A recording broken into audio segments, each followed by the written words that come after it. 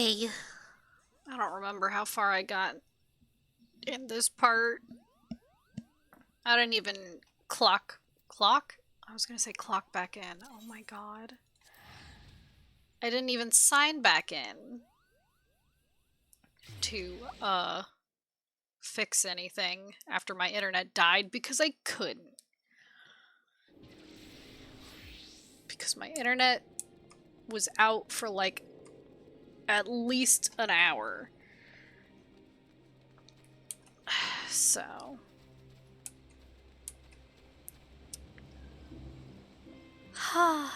My life. My life. Let me in, please. At least these I had set up, right? I sent them out? I did. Clusters. Pugilist, pugilist, pugilist. Why do you guys want a pugilist? I'm not giving you a pugilist.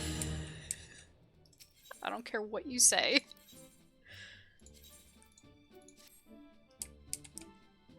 I don't care what you say.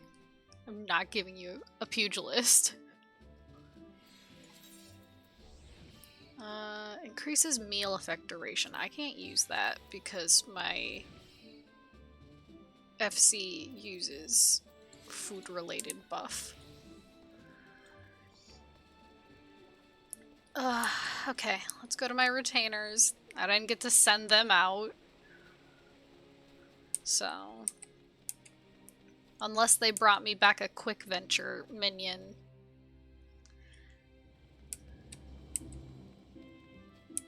But if Comcast stopped the no interwebs, this is true. But tell them to stop killing my internet while I'm streaming. Please, that's all I ask. Why can't they take the internet down at like 4 AM instead of 3? Comcast, please. Please, I just want to finish a stream, actually.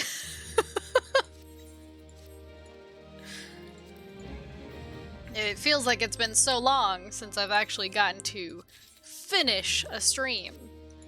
Instead of having to go into chat to say, my internet died, bye!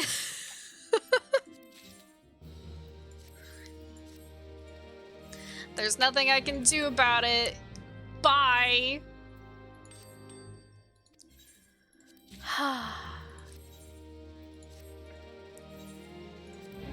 Frickin' Comcast. It sucks that I only have 2 options for internet where I live anyway. So it's either Comcast, well, it's Xfinity by Comcast, where I would be able to stream, or another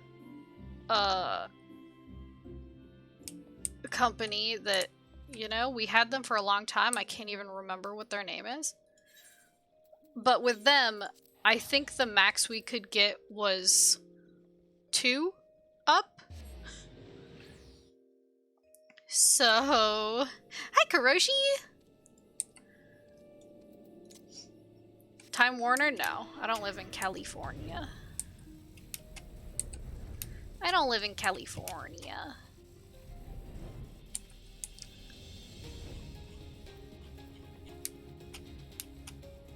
God, I truly don't remember what the name of it was.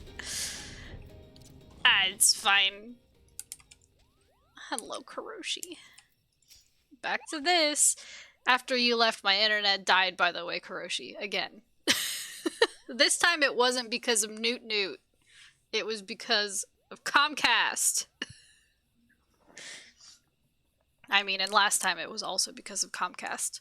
But the Newt Newts, seemed like a likely suspect. Newt Newt! Let's see, we read all of this. Oh, we read all of this. They were just leaving, and then my internet died. So I can just click through all of this. What have I done? Kupo, this was where my internet died. Cool. So we good. We fine.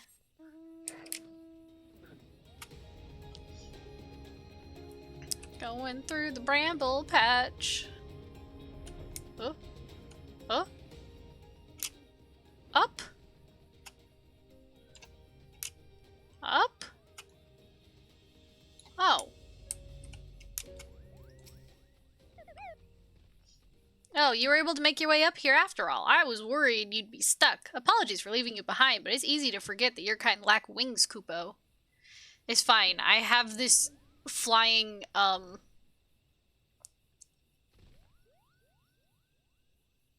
antelope? So, don't worry about it. Now then, where is it?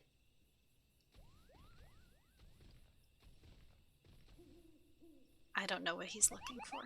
There, to the south. Let us cleanse that festering taint at once. Oh yes, that's right. We're here to cleanse the taint.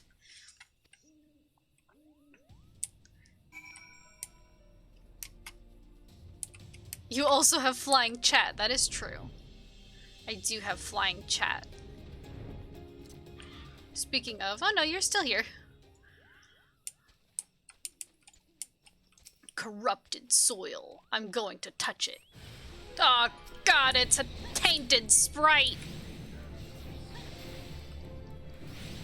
It's tainted. Get it. Get it. Get it.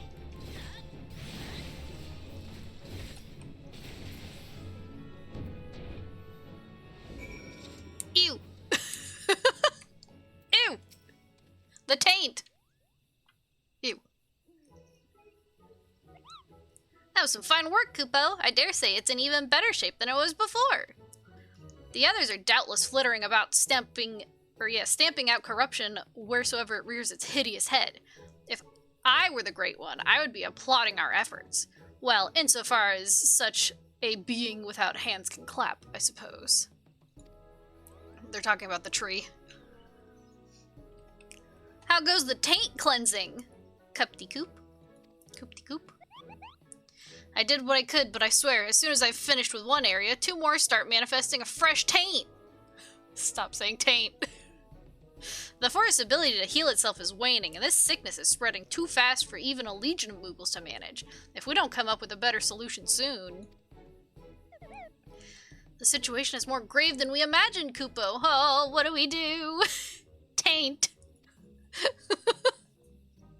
We should maintain our efforts to purify the forest regardless, but since there are only so many of us, we must also help the forest to remember how to help itself. A brilliant idea, I think. How do we go about doing that? Well, I was just getting to that part, Kupo.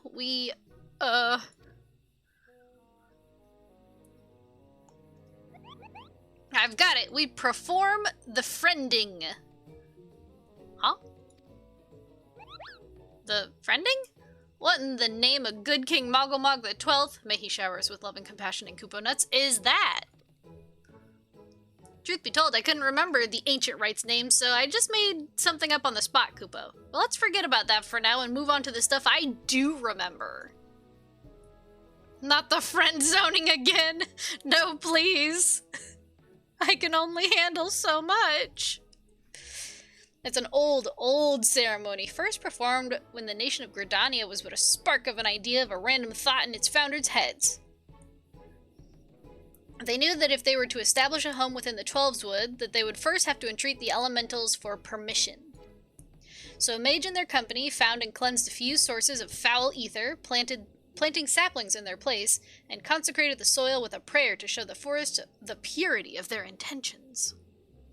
The elementals were so taken with his display that not only did they permit his people to settle within the forest, they also bestowed upon him their blessing as proof of their new covenant, Kupo. I remember now, the Gridanians still honor the agreement to this day. For every tree that is cut down, a sapling is planted. So if we follow history's example, we can soothe the forest pain and also nourish it with new life. That's right, Kupo. Oh, but I wasn't finished with the story. Remember the mage who planted those sacred saplings? He was none other than the Jorin, sire of Iohakpota, the very first Pagil. From that day forward, the elementals would bless a select few hearers with horns, favoring them with their fellowship. The Pagil were exalted by the peoples of the Twelveswood. Even we Mughals look up to... Frick. Even we Mughals look upon them with awe, and that's how it all began. I started reading too fast. I was running out of breath. Something wrong, Kupo? You have a strange look on your face.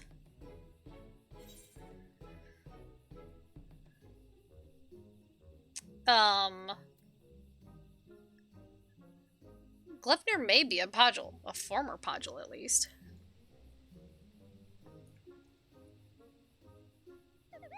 How dreadful, Kupo, but what exactly are you saying? Well... so the man you think may have become Gleipnir was a Pagil stripped of his blessing, and the blasphemy kills with a poison that manifests symptoms that resemble those of the creeping death. I feel sorry for this Iasura. To love the elementals only to be shunned by them, to be surrounded by the beauty of the Twelveswood and know that he was forever an outsider, all for a child's mistake. That despair could easily have caused him to turn, and this poison that preys upon those who bear the Twelvewood's blessing, the hearers, just like the creeping death once did, might be another manifestation of that despair.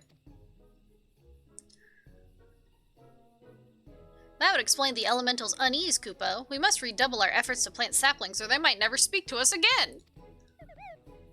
Indeed. Well, first things first. We must gather as many saplings as we can. Extolda, wait for us at the Adder's Nest, and make ready for a long and back-breaking day. Not my back. Please. Not my back. Spare my back, Kupo.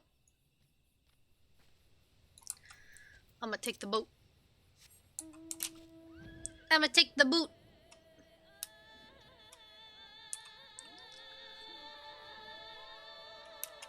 We'll just call down Ramu.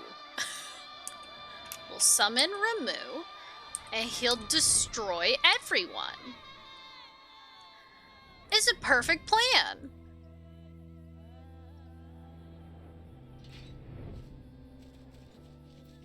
Hello, Skipper. Yes, please. Hello, Skipper. Take me home. Thank you. I want to go home.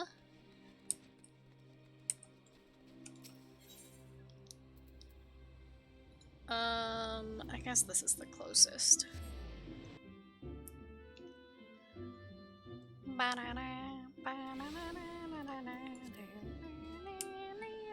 Excuse me. Cut in on a conversation there. Oh yeah, minion roulette. Oh, it's one of the pods.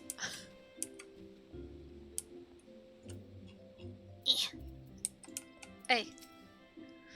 Welcome back, Extolda. Did the Mughals have any insight into our problems? They're gonna make me plant trees. A reenactment of the ceremony which laid the foundation of Gridania. A fitting plan, given the gravity of the threat our nation now faces. As ever, there's much work to be done before we can even begin. While the Mughals gather saplings, we shall continue to scour the Twelveswood for new beasts that must be purged. Let us pray that the Elder Seedseer regains her strength quickly as well. For now, take a rest, my friend. 'Tis a rare indulgence these days, and one you've earned 1,000 times over. Yeah, okay, I'll take a rest. Anyway, I'm back. Coconut cod chowder? That sounds awful. Purge them all! Gleipnir has not been seen since our last encounter. This brief respite may be our best chance to quell the Great One's terror. Terror. Make way for the saplings, Kupo! We've had plenty of practice cultivating our gardens, so selecting the most robust ones was a simple matter. That was the hardest work, so you can help us with the easy part. If you see a spot of corruption, cleanse the taint and plant the sapling in its place, Kupo. Do it enough times and the Great One is sure to understand that we're doing all we can to heal the forest, which ought to brighten its mood. We'll see to the E-Shroud. You should have no trouble taking care of the rest, Kupo. Huh? You're just gonna do the east? I have to do north, south, middle, west? Sorry, it's the central shroud, isn't it?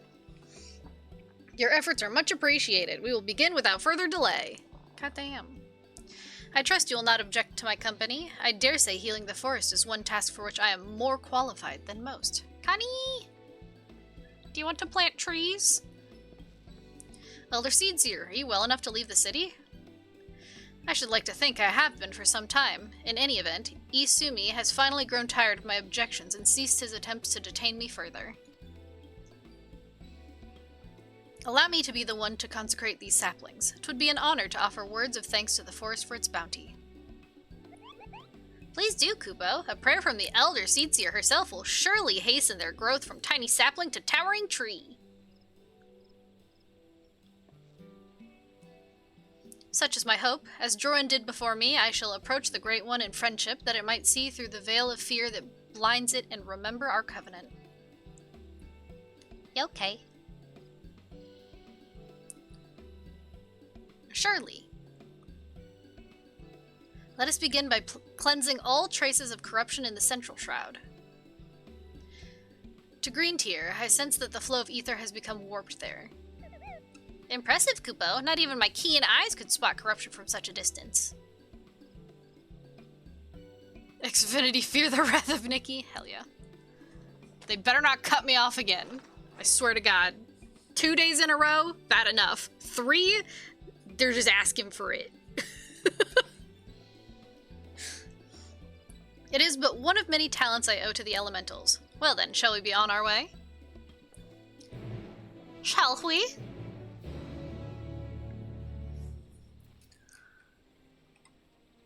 Only one way to cleanse all the traces. We'll get rid of the taint, alright. Kaboom. Kaboom. Sploosh. I can't not think of that minigame from Wind Waker.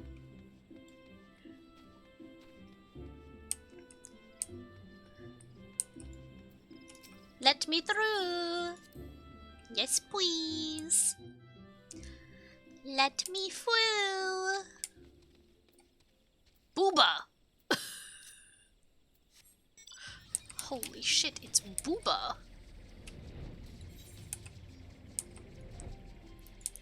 I mean...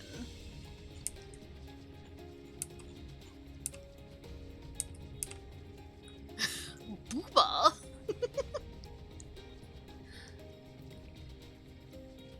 Heart's true.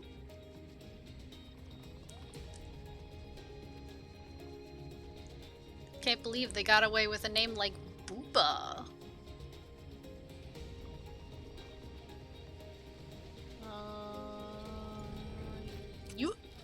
I'm here. I made it in time. Corruption. Of course it's by the Chigo. Tainted spirit. Hiya.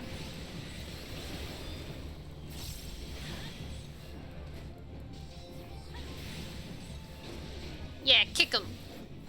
Yeah, kick him. Wow. Plant a tree now. Plant tree now.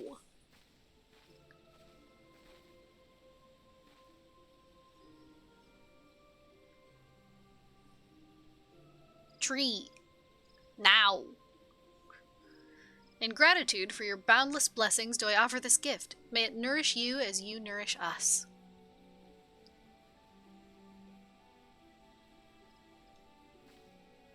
That was it? At last the earth is cleansed. There is a settlement not far from here. We should tell them of this sapling, bid them watch over and keep it safe from harm. Of course, Elder Seedseer. I shall relay your words forthwith. It will give the people hope to know that they can aid in the restoration of the Twelves Wood. Thank you, and now we must go.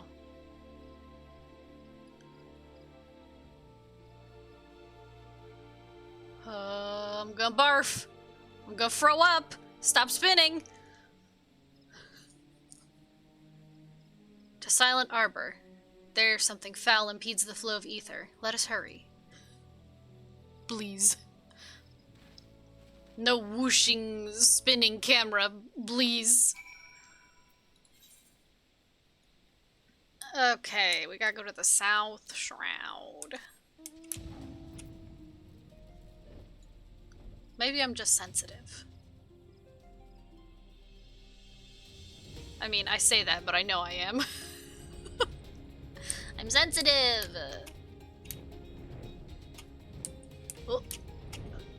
I'm going the wrong way. Please, bro. I'm gonna throw up.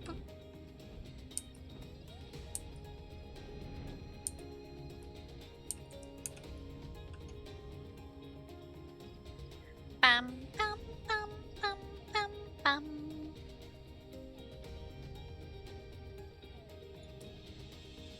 Bam, bam, bam, bam, bam, bam, bam, bam, bam. Hello? Show me the taint! I will destroy it! I will destroy the taint.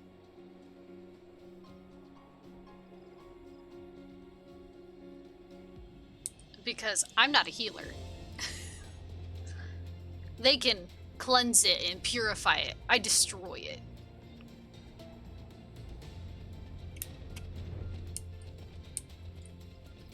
Whee!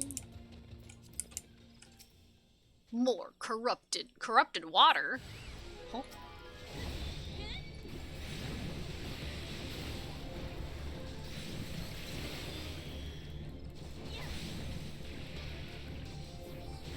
Kill!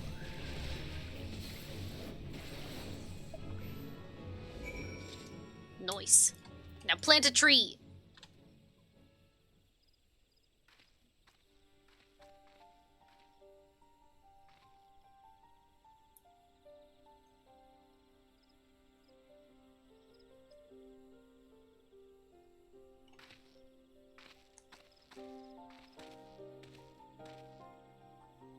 The injury has begun to heal, and our next destination lies to the north.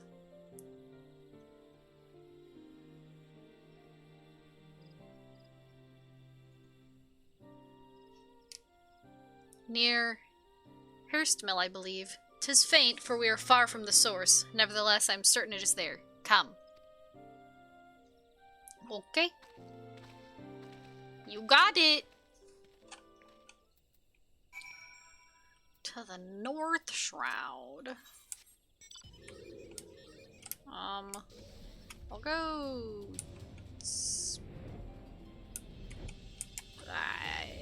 I can get there either way. I'm pretty sure.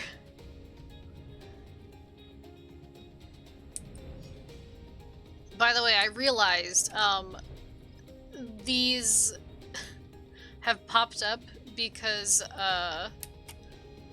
I might be able to qualify for... Well, I might be getting close to be able to qualify as a mentor for,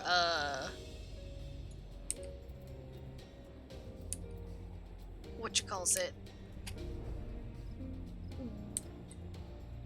The land in the hand. What do they call them? Disciples. Disciples of the land and disciples of the hand. Oh, tree. Ran into tree.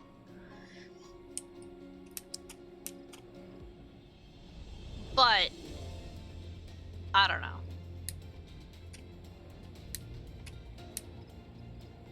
I don't know about that. We'll see. Because really, the only reason I would want to be a mentor is for the mount. I mean, I would love to help Sprouts. It is fun to help Sprouts. but I wouldn't be able to get the mount if I was just a disciple of the land or hand mentor. Because you have to do mentor roulette, which you can only get by being a mentor of either the fighting or just an overall mentor. So, I don't know. I don't know. Where is it? Where's the taint? Russian roulette for mounts. Yeah, you have to do like 3,000 roulettes. Or 2,000. I don't know. I get lots of numbers mixed up. You gotta do over 1,000. 'Tis fortunate that the corruption here is faint. A simple prayer should suffice to cleanse the soil, after which we may plant the sapling. 2k if I recall? 2k. And then to become a mentor, you need 1,500 combinations.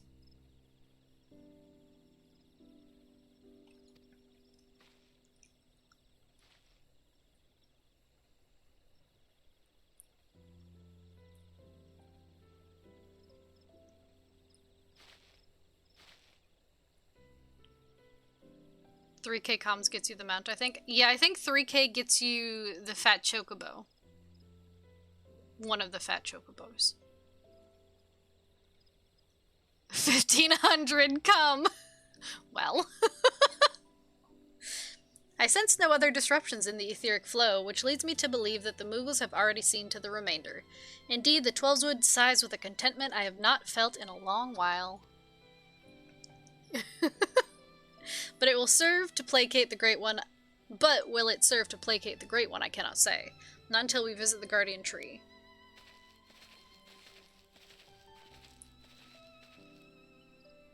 Excuse me, but you're the Elder Seedseer, aren't you? What brings you all the way to our village? Corruption that had upset the balance of ether, but that we have since cleansed with prayer and saplings. Thus has the Twelveswood reclaimed a measure of peace. You've been planting trees? We have. The elementals have suffered much of late, and with these offerings we endeavor to raise their spirits. Elder Seedseer, I've got to protest. What of your people's spirits? We who dread every step we must take out our doors. Huh? That terrible monster's still out there, preying upon innocent folk without rhyme or reason, and if it doesn't strike us dead where we stand, its poison will finish the job. I know that you are afraid, that you and yours still suffer still. However, 'tis under the auspices of the elementals that we may call the Twelveswood home, and they too cry out for deliverance. Even the Great One quakes with fear for the blasphemy's continued existence. To ignore their plight is to invite greater tragedy for us all. Rest assured, however, that I have not forgotten the needs of the people. We bring comfort to the elementals and renew our sacred ties that we might enlist the aid of the Great One in combating Glepnir and the suffocating despair it spreads. And so I pray you continue to put your faith in our guardians, and in me.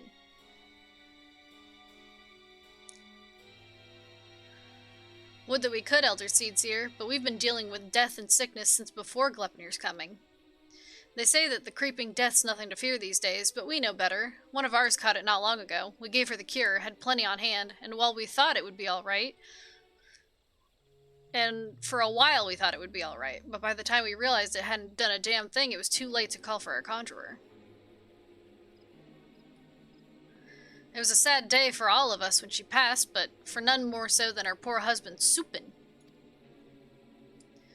He was beside himself with grief, and who could blame him? And then came Glepnir to compound our woes. Supin, it cannot be. Do you speak of Sura Supin? Soupy! Sura? No, Supin was an odd one, but no one mistake him for a Pagel. Supin wasn't even his real name. That'd be Elengia. But his wife was fond of calling him Supin for some reason, and it caught on with the rest of us. I see. And what did Elengia look like? Not Superman!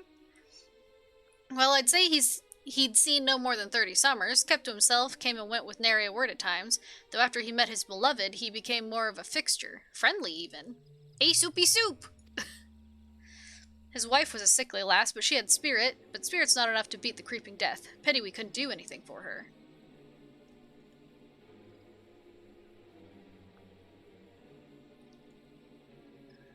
He had finally made a new life for himself here. Thank you for recounting Elengia's story. Sad though it was, it has helped me to better understand how much you have all suffered. I promise that you will have cause to celebrate soon. Until then, I implore you again to place your faith in the elementals and in me. Together we shall overcome this crisis. Okay. I mean, who's gonna say no to Kan E? Look at her. Despite what he said, I'm certain this Elengia was a Surasupin. To think that he was living so close by for all those years, searching for new purpose and finding true love. Only to be robbed of that fulfillment, too. Were he still a Pagel, empowered by the elementals, could he have saved her? He would have dwelt on that question, night after sleepless night. I know I would have. Me, Madge! No! Mayhap in the end he came to blame the elementals for his helplessness, for her death, and in despair was consumed. Aye, the animosity would linger, endure, and in vengeance would Gleipnir find its final purpose. We have done all that we can to show the Great One the purity of our intent. Let us hope that we will be accepted as friends.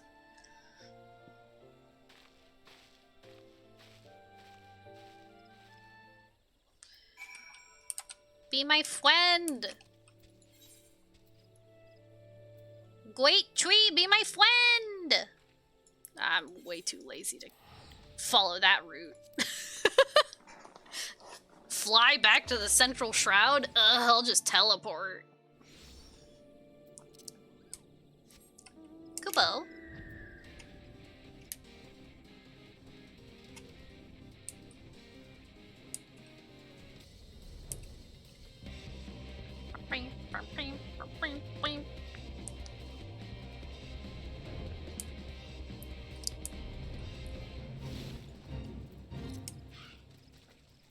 You again! You were here last night. Our supplications cannot have escaped the Great One's notice. May it be enough to receive an audience.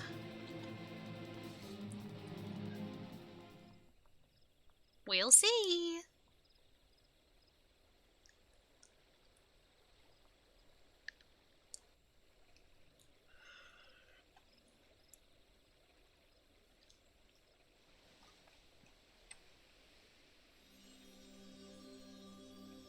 O Great One, may I abide ever beneath your boughs, embraced by your compassion, grace, and wisdom. Be still the fear within your heart, and know that I am your faithful servant.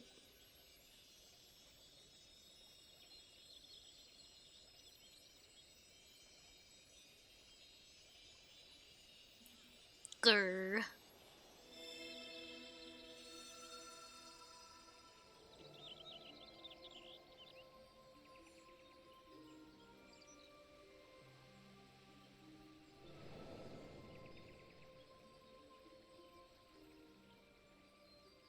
All feeling.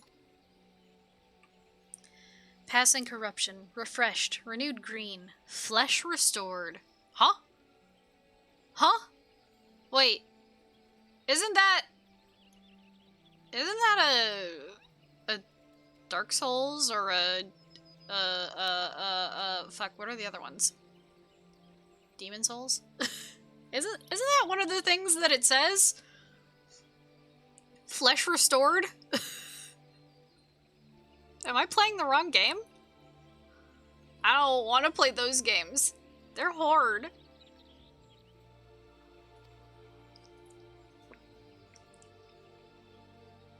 Child of child, covenant honored, friend, friendship, peace, humanity restored.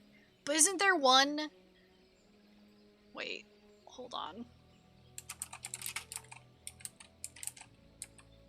Nope, I'm not gonna Google that. I changed my mind. I changed my mind. I'm not gonna Google flesh restored. That might not give me the results that I want. Actually.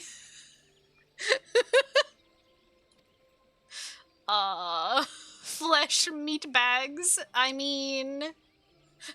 Booba. That's not what I was thinking I was gonna get. I wasn't thinking I was gonna get Booba. I'd be fine with Booba. Demon Soul says body restored. It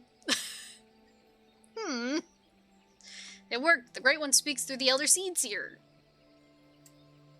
We were right to follow Jorun's example. Nodders. Oh, I didn't even nodders to him. The corruption is but one aspect of a greater threat.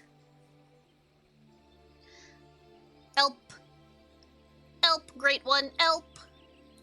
Profanity's spawn, despair's orphan, sadness and anger, sadness, death's prayer, one and all. Poison potent, wounds unmending, withering bark, no strength to share. After all we've done, you deny us? After all the Elder Seedseer has endured? She's pledged herself to you, devoted her life to the 12's The people cried out for salvation, and she answered. The elementals cried out for deliverance, and she answered. Only you can help us now. If you do not, then we're lost. She is lost. Please, I beg you.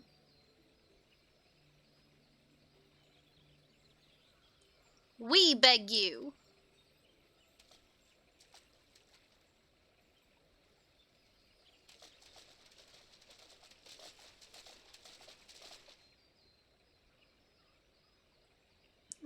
What are you doing here? We've been depending on the Seedseer all our lives, blaming them whenever something goes wrong, without ever considering what we might do ourselves. Aye, but no longer. The Elder Seedseer has gone to incredible lengths for her people, and so her people have come to return the favor. If her plea alone is not convincing enough, then we will raise our voices in support. We couldn't let them make the journey without protection. That, and we couldn't let them put us to shame. We too have come to stand with the Elder Seedseer and beseech the Great One for aid. We all want the same thing, don't we? Peace restored to the forest. So please, share what you can, however little. Do not forsake us. Do not forsake her. Huh?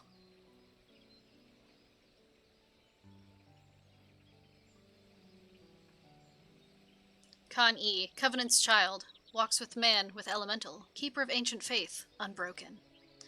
Cannot, will not, break faith. To man, render up flesh? Huh? Then you agree to help us?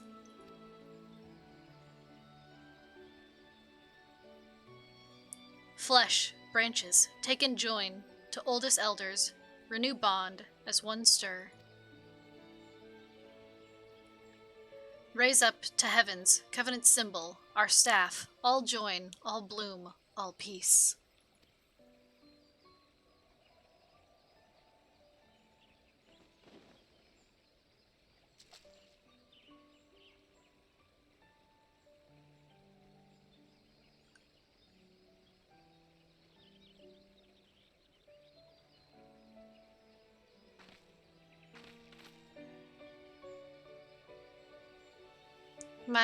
My duty weighed heavily on my heart, so heavy that at times I scarce remembered to breathe. For days and nights I worried that I would be found wanting. But by your faith and trust has the path forward been revealed to us. You came hither, united in purpose, and bared your hearts before the Great One. I, nay, Gridania, is forever in your debt.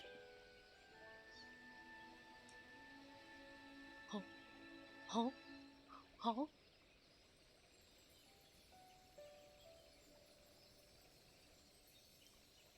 Wow! A stick! Oh, several sticks! Thanks!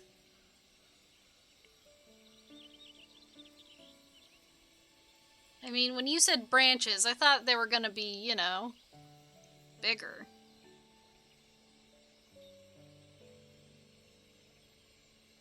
It was all worth it! May I rely on you all once more? I bid you take these branches to every corner of the 12's wood and join them to the eldest trees, that we might finally win free of this despair. It shall be done, Elder Seedseer. We swear it. Nopers. Well, I don't have one of the branches. I mean, branches. Once the trees have been bound together in spirit, I shall carry out the Great One's final instruction and cast its cleansing power all across the Twelveswood. Yet I must remind you, my friends, that Gleipnir still stalks the forest. It will not remain idle. It will attempt to stop us. Go with hope in your hearts, but do not lose sight of the danger.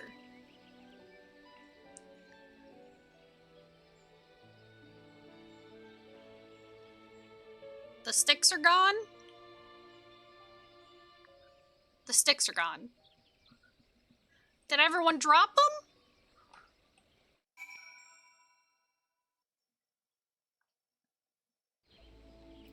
Oh, and now we're back.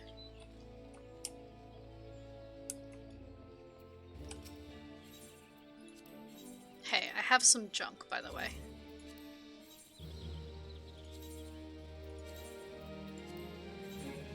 Plague Doctor's coat. Aw, man, that's cool!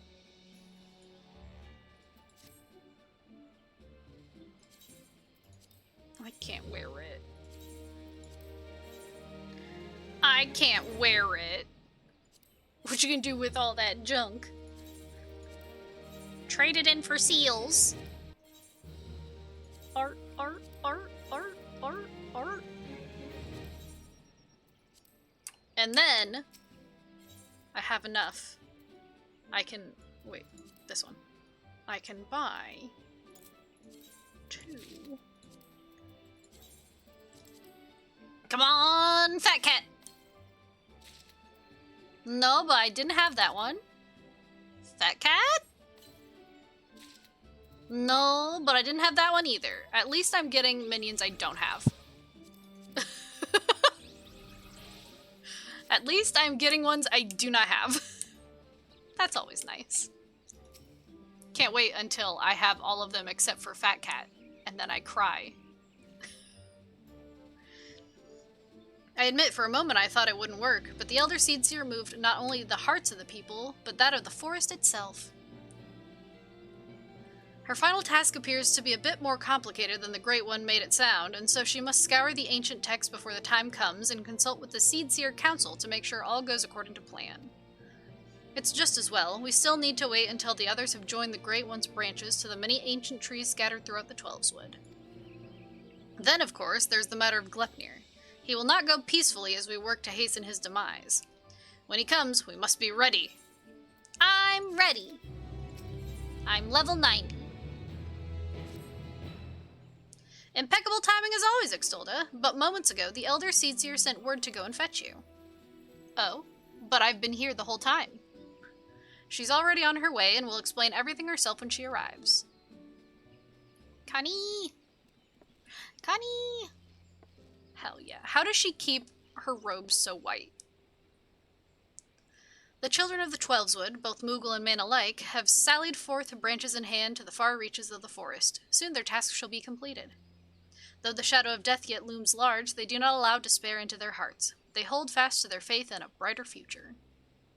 We shall see their hope rewarded, and by the grace of the elementals, consign these grim days to memory.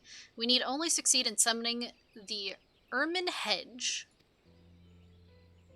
You may recall that the Great One's words were muddled and esoteric. I believe it was an instruction to carry out this esoteric ceremony in order to expunge the corruption befouling the forest, that the once tainted earth may begin to mend. For you see, when the Ermine Hedge last was formed, it was to protect the Twelveswood from threats without. The Great One acted as a guardian, embracing the woods to shield them as a father would his child. On this occasion, however, we will call upon it to nourish and revitalize, as mother nurses her child to make them strong against sickness. In channeling the power of the elementals this way, we can stem the spread of Gleipnir's poison, and the scars of its passing will finally heal. Summon the Ermine Hedge! At last, that was what the Great One, or at least that was what the Great One intended to say, I believe. The Seedseer Council agrees with my interpretation and has permitted me to perform the ceremony. Yeah, okay. I have in my possession a single branch, the final one to be attached to the eldest tree of the Twelveswood. For all that you have done to aid us thus far, I ask you accept this honor. Oh, thank you. Who better to set the final stone in this new foundation of everlasting peace? You who have sacrificed so much for the sake of others. If we had even a sliver of your courage, we could move mountains. Leave it to me, stabs self. Thank you, my friend. We will find the tree of which I spoke in front of the Leather Workers Guild. Let us depart. Oh! It's here? By the Leather Workers Guild? I know that place. I've worked leather.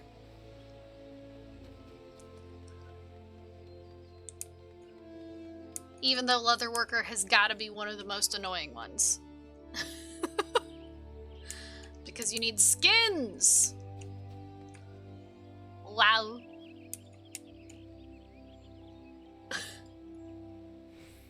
You're gonna hurt your neck like that. Look to the boughs above and you will see a spot where the bark has been discolored by age and the elements. There you must affix the branch. You want me to go up the tree? Oh.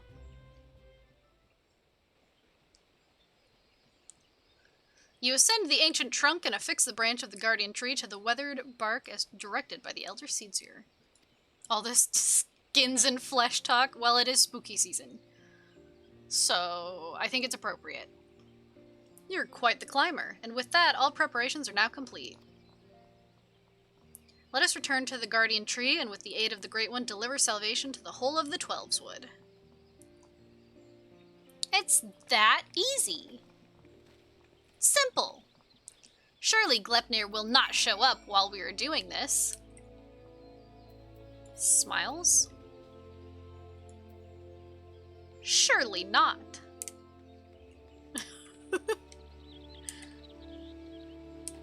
Glepnir would never. Bing, bing. Actually, can't I just use this? Yes.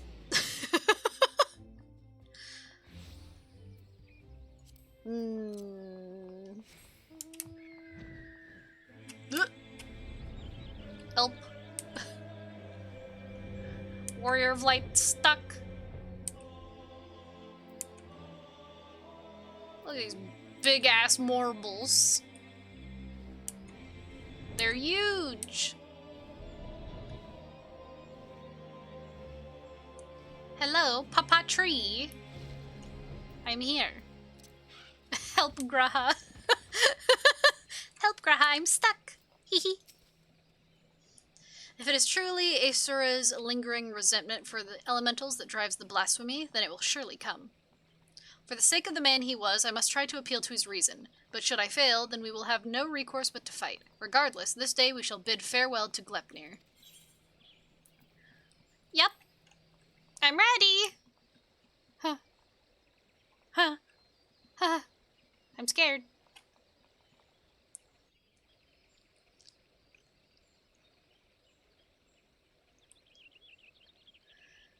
Through the branches of the guardian tree, the Twelveswood has become as one.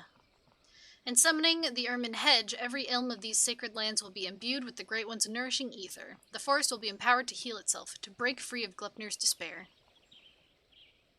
The ceremony is complex and delicate, and I must maintain focus. I trust you will do what is necessary to see that I am not interrupted. Yes, ma'am.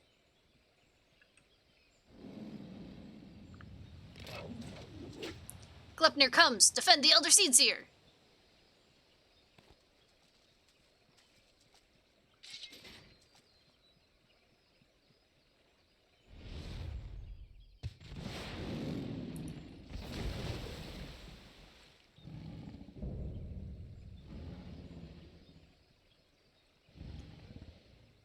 No purse. Are the elementals so deserving of your scorn? Do you hate me too for my horns? I knew a boy once, a boy who called them gifts, symbols of the blessings he resolved to share with the world. Yet the beast before me now brings naught but misery and death, marks its victims with chains to bind and condemned, to share in its suffering. I was not there for you then, but I am here for you now, to unmake what you have become. I shall begin the ceremony. Stand fast and remember what we fight for.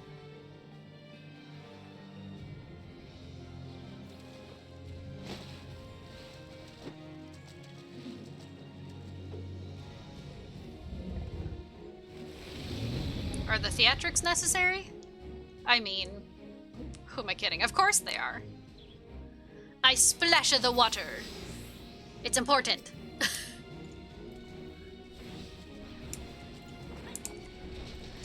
It's important.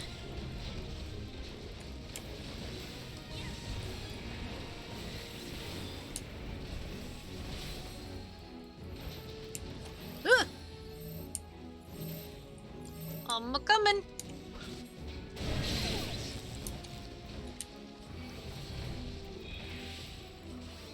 Sorry that you guys are both technically healers.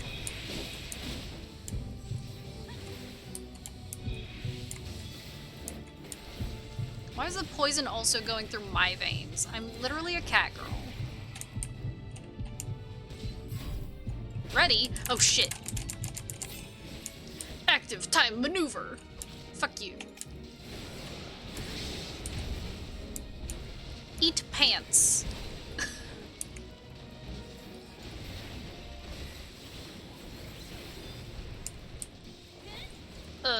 Here. Wait. No, not that one. This one? Fuck.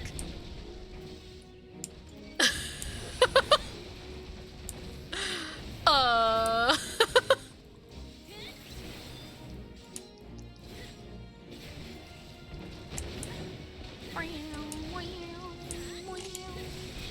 my bad. My B. My B.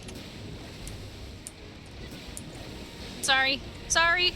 Sorry. Sorry. No, not that. Fuck. Shit. Fuck. Shit. Okay. I got it this time. 17th time is the charm. Don't worry, Connie. I got you, girl. I'm so sorry. Oh no. Nope. Sorry, sorry, sorry, sorry. Let me just, fucking... Hello? Let me take all of this. Let me just take all of this, I guess. I'll be fine. I love poison! Ha ha ha!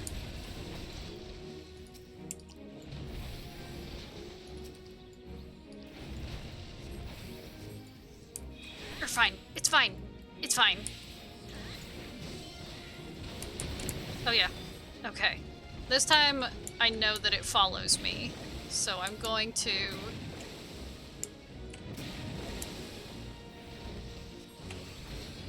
Shit, that was the wrong thing again!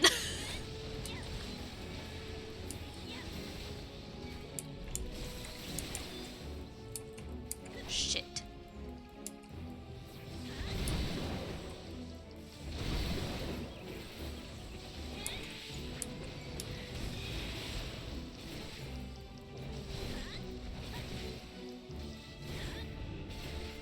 Shout! Please don't shout. Oh god. Please don't shout. Stop, stop, stop, stop, stop. Yum.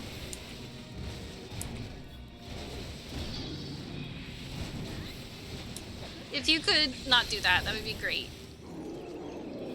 If you could not do that, that would be great.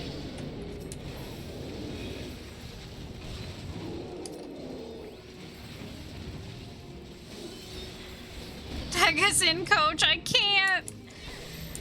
You're not allowed in this. It's a duty.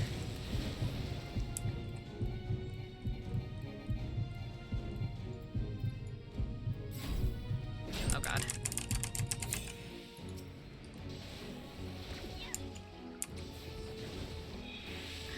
I know. I know.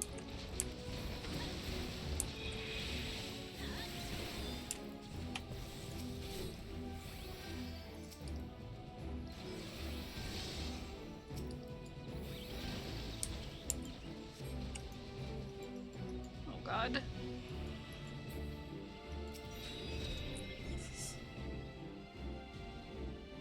Don't die!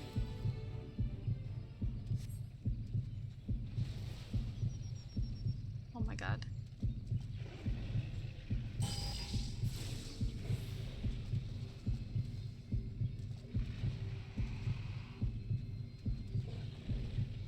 By the grace of the elementals!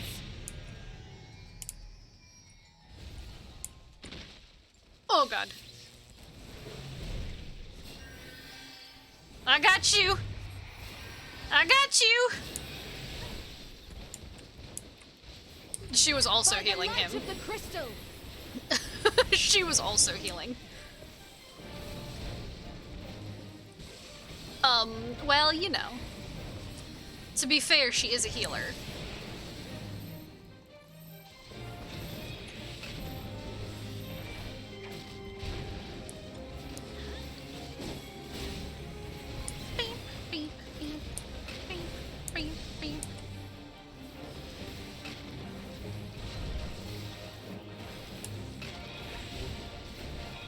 Oh god.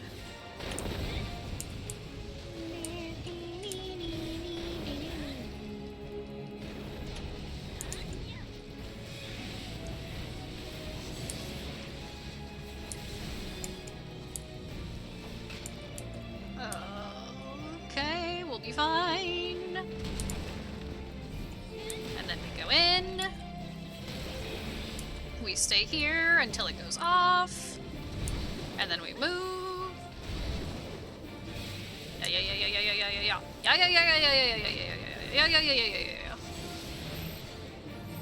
Oh shit. I shall ease your hurts.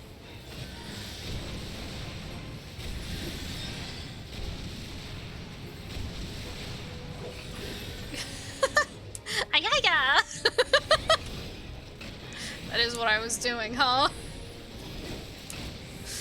I was giving it the old ayaya.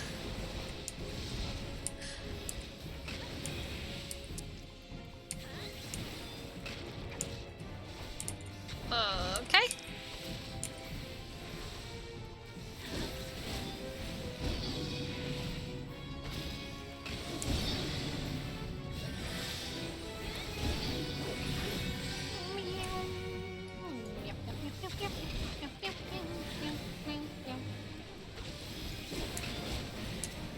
Oop. Be gone with you! What's will be done? Be gone with you!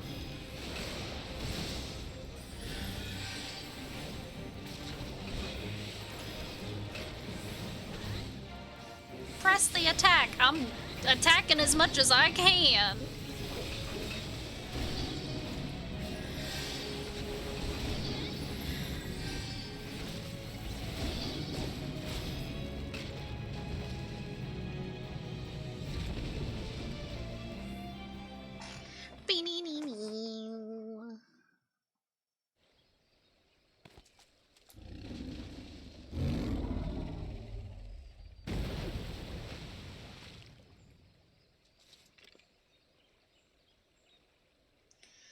Through sacred soil and azure skies may your compassion flow and swell to banish the darkness.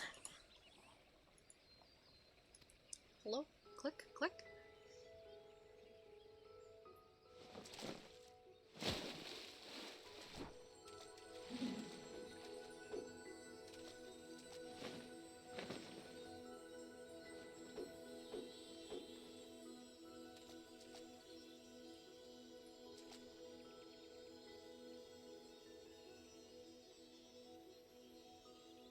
Splash, splash, I'm taking a bath. They love, and by they, I mean, receding terror, blissful quiet. Final Fantasy in general, love dancing in water scenes. Blessing, covenant preserved, now and always, child of child. Honor and gratitude unending.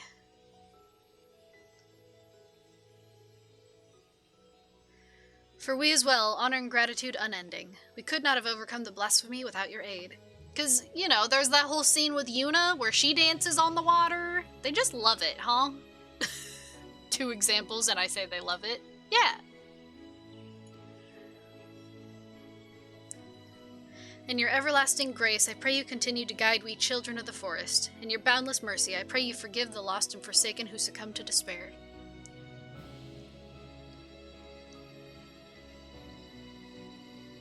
Meow, meow, meow, meow.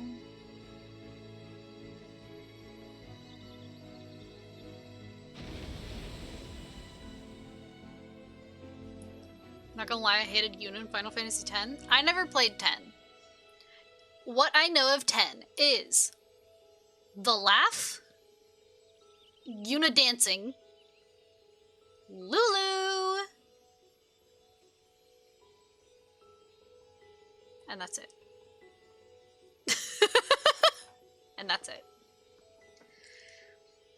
To you, my dear Asura, I promise I shall never forget your words of wisdom. Ours is indeed a gift and a blessing, and a duty to our people I will uphold.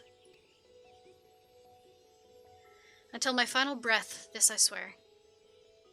Yeah, the fucking forced laugh. Ah, ha, ha, ha, ha, ha, ha.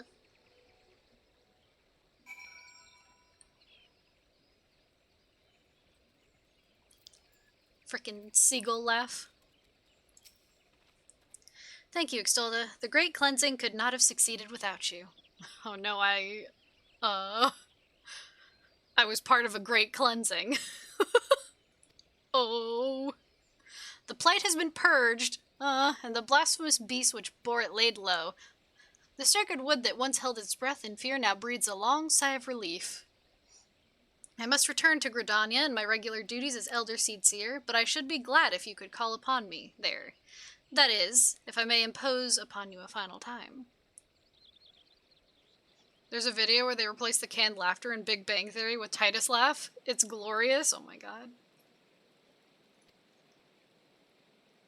Thank you. I promise not to detain you at length. Let us meet again in the Lotus Stand. Sun Lemon has completed a venture. That means all of my ventures will be completed soon. Yay, my retainers!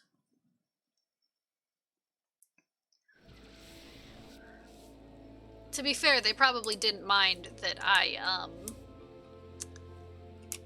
didn't get to send them out before I went to sleep.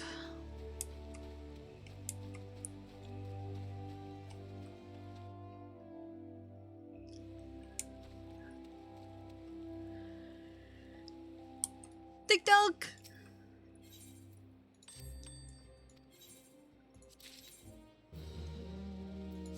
Okay.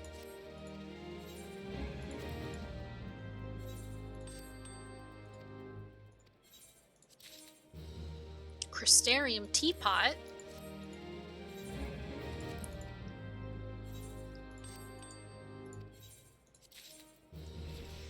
Goblinol. Huh? Twig? Twig, what's in your mouth? You know, because he's Goblinol. God, it's like my real life. Although Twig hasn't given me cause to ask him what's in his mouth for a bit. I don't know if that means he hasn't been putting stuff in his mouth or if I just haven't seen him do it. It's probably the second one, if I had to guess.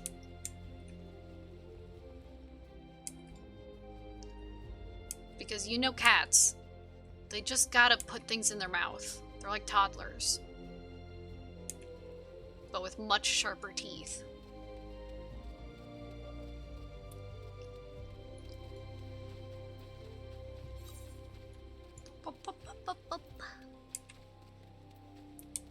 I mean, there's... Yes, fuck it. I already started running. I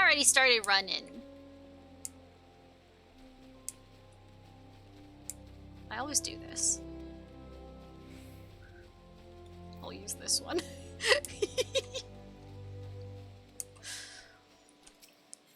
I also always half commit.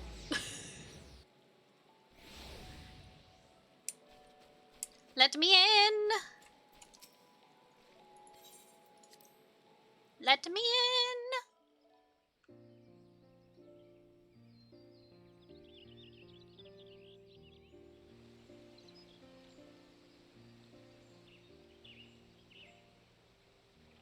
I was hoping this would be voiced at least. The Great One's ether flows all throughout the Twelveswood, purging the last vestiges of Gleipnir's poison. The surviving wounded are no longer in danger and have begun to recover at long last.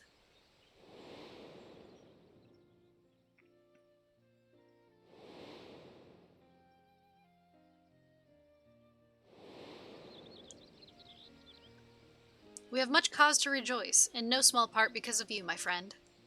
On behalf of Gridania and myself, allow me to thank you yet again for your tireless efforts in bringing Gleipnir to heal. You went above and beyond the call of duty for the sake of our people and their homeland. You were inspiring to behold, and not for the first time, I must say. Are you hitting on me? Obviously he's not, but, you know. Forgive me, Elder Seedseer, but with this crisis behind us, I would suggest a new course of action. Oh, and what would that be? Rest. In all our time together, I've never seen you so hard-pressed. Surely you are weary and could benefit from a brief respite.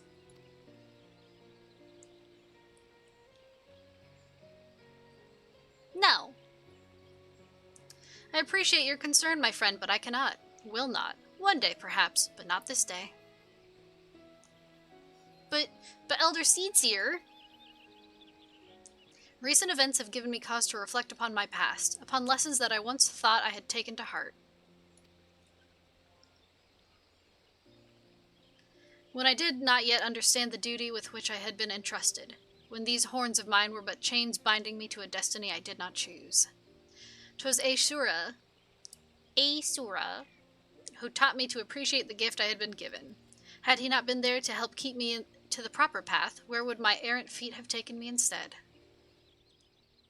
He was perhaps the first, but he would not be the last. My brother and sister, and countless other kind souls, through their words and their support, have also helped me to continue to find a way forward, even when I thought there was none. 'Tis by opening our hearts to one another that we, in turn, open new paths, that we can conceive of greater opportunities and brighter futures. All who live within Gridania are deserving of these gifts, and so I must always be there for them, that together we may journey in safety through darkest night. Wow. Not tempted to live wild and free like an adventurer?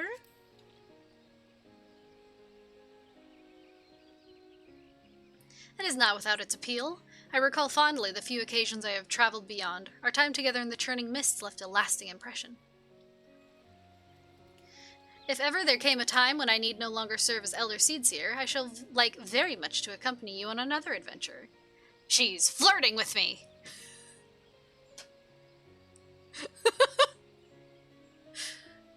Maybe not. That's just how Graha flirts.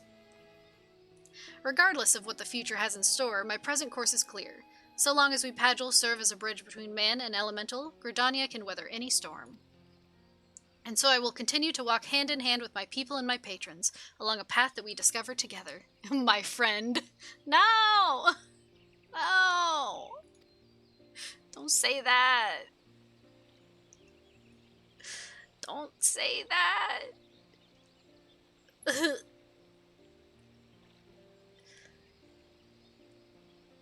Just because I can't cry. Actually, here's the thing. So, if I wanted tears, I could have them, but it would take away the blush, and you would barely be able to see the tears because of how pale my skin is. So that's actually why I couldn't put tears, because you wouldn't be able to see them anyway. So I might as well just keep the everlasting blush. Though the blasphemy is no more, there are still administrative matters to resolve. If it is not too much to ask, could you bring word of these recent events to our delegate in Rodzathan? Sure. It has been an honor and a pleasure, my friend. May the elementals watch over and keep you. We can go back to Rodzathan. I can actually teleport to Rodzathan! Finally!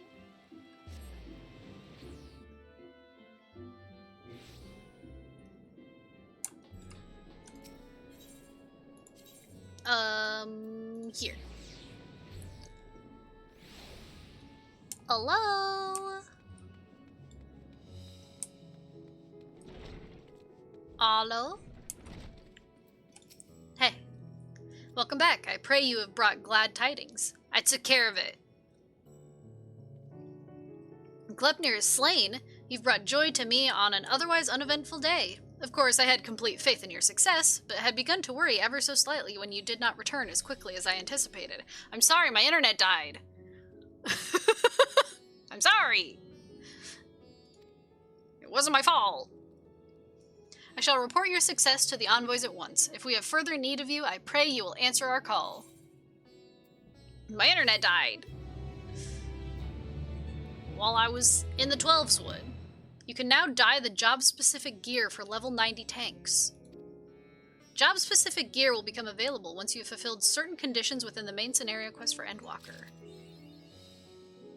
Oh?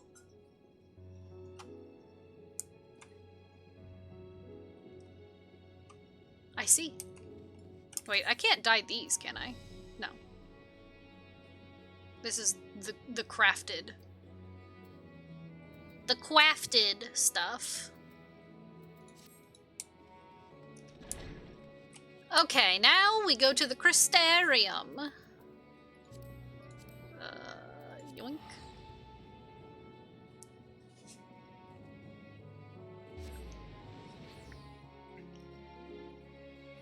We gotta talk to Lena. Hello, my dear bunny girl. Where are you? Of course, outside.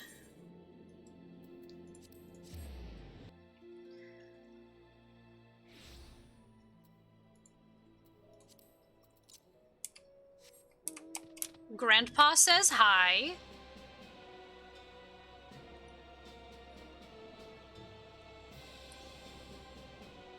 For anyone who forgot, Graha raised her as basically her grandpa because he was already old.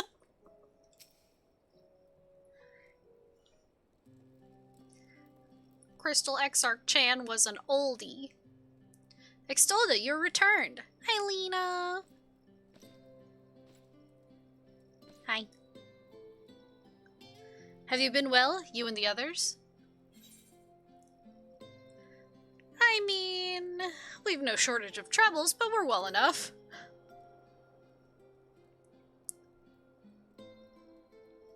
Then things are much the same for you as they were here. My lord is doubtless enjoying himself. Well, I mean... Huh? He said this to you? These exact words? Oh, to know that he is happy. It fills my heart with joy. Thank you, Extolda, for taking care of him. I'm taking care of him, all right. As a friend.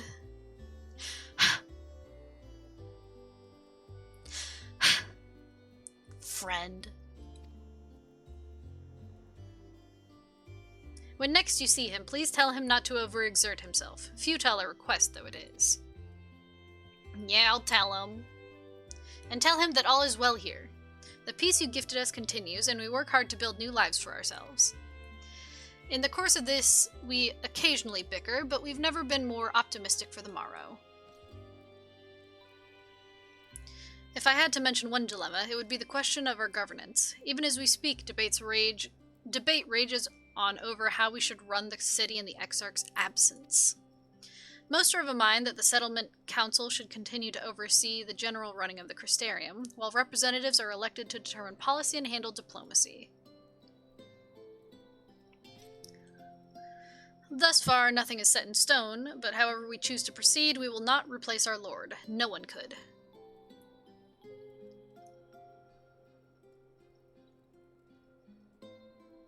Anyway, let me in the tower. Have we recently observed any unusual phenomena? No, I cannot say there have been. Curious that you should ask me this question, though. Some days ago, Reen came and asked the very same. She was rather unsettled, in stark contrast to how cheerful she has been of late. Uh-oh. Where's Reen? Where's Reen? She and the other Crystarium youth just hosted a festival, you see. It proved so popular that there are already plans for another celebration, one much bigger than the first. Between her preparations for the festival and the restoration of the empty, she struck me as happy and full of life. So when I saw her in a state of such worry, I couldn't help but feel worried in turn, especially since she wouldn't tell me what troubled her. I dare say she would be more willing to confide in you. May I ask you to broach the subject with her? Yeah, where is she? Where's my daughter? You wish to undo the umbilicus? Very well, I shall fetch the key at once, and take the opportunity to find Reen. Please wait for me in the city, in front of the Cabinet of Curiosity, shall we say. I will be along as soon as I can. Thank you, Lena. Kiss, kiss. Kiss, kiss, kiss. Kiss, kiss, kiss, kiss, kiss. Now I go back in the Crystarium.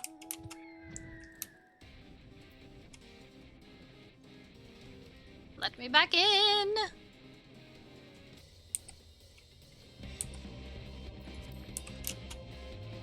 Whee! Let me in! That's what I thought. The Cabinet of Curiosity was. The library.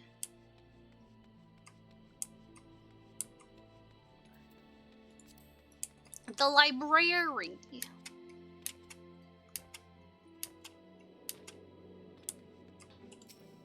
Okay.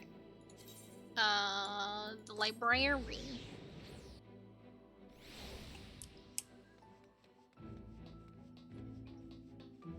Destination. The following event cannot be skipped. You may wish to cancel any pending Duty Finder registrations. Help, I got sucked into YouTube? I cannot help you there. I cannot help you there.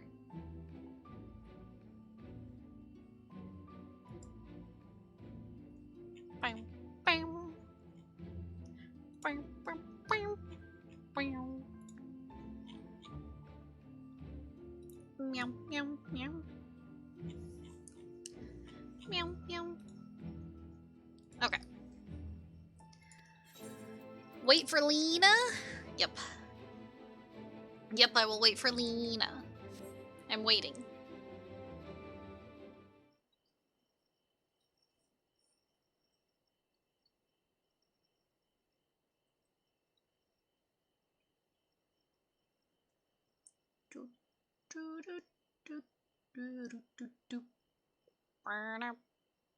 Do my old eyes deceive? Is that truly Extolda? Oh. Oh, hey! Ha! It is! Full glad am I to see you, hale and whole, my friend. What a wonderful surprise it is to have you back with us, and at this most opportune time. In case you haven't heard, we're planning to produce a tome chronicling events from the Flood to the Knight's Return.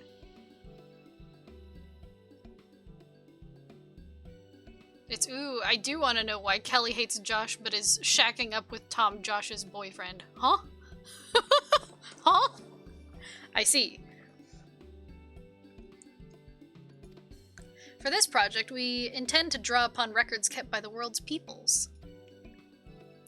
Historical and contemporary first-hand accounts will be the centerpiece of the tome, but yours would be the one to crown them all. I've been asked to contribute a chapter on the soul, a subject that is key to understanding much of your endeavors. In the course of developing the spirit vessel, I gained valuable insights into travel beyond the rift, knowledge that will allow me to attest to your existence and deeds. There's no end to the questions I would ask you, but if you could indulge me just one for now. In your quest to restore the night, you face many a formidable foe. Yeah? Among them, who offered you the greatest struggle?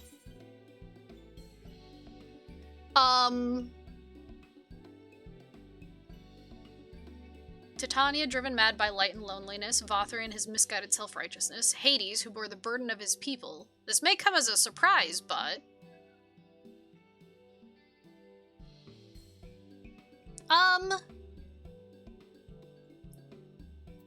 Sure. Truly, I never would have guessed. But then if I could, I suppose I wouldn't have had to ask. Oh, that's just like... That's just like, it wasn't any of those. It was actually this thing. That one squirrel I fought at level 3. Yes, it was. 'Tis a tremendously eye-opening answer, and we will see that your account of this battle features prominently in the tome. I know you'd love to talk our ear off, Morin, but we really should be on our way. Those documents from Yulmore won't collect themselves. Xenos! We didn't even fight Xenos in here, though. Because he was stuck on the source. You know, too busy, like, killing his dad and stuff. Of course, and afterwards, would you care to join me for tea? I was hoping you might clarify a few points in your treatise.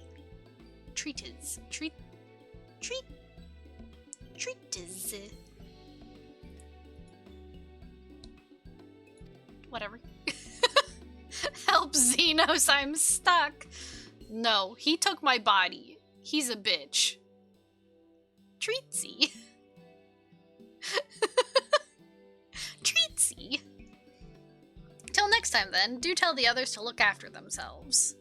Our overzealous friend in particular, remind him not to overexert himself, again and again till his ears fall off, if that's what it takes for him to take it to heart.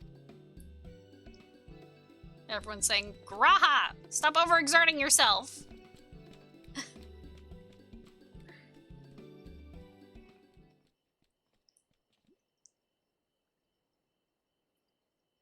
Just chillin', waiting for Lena.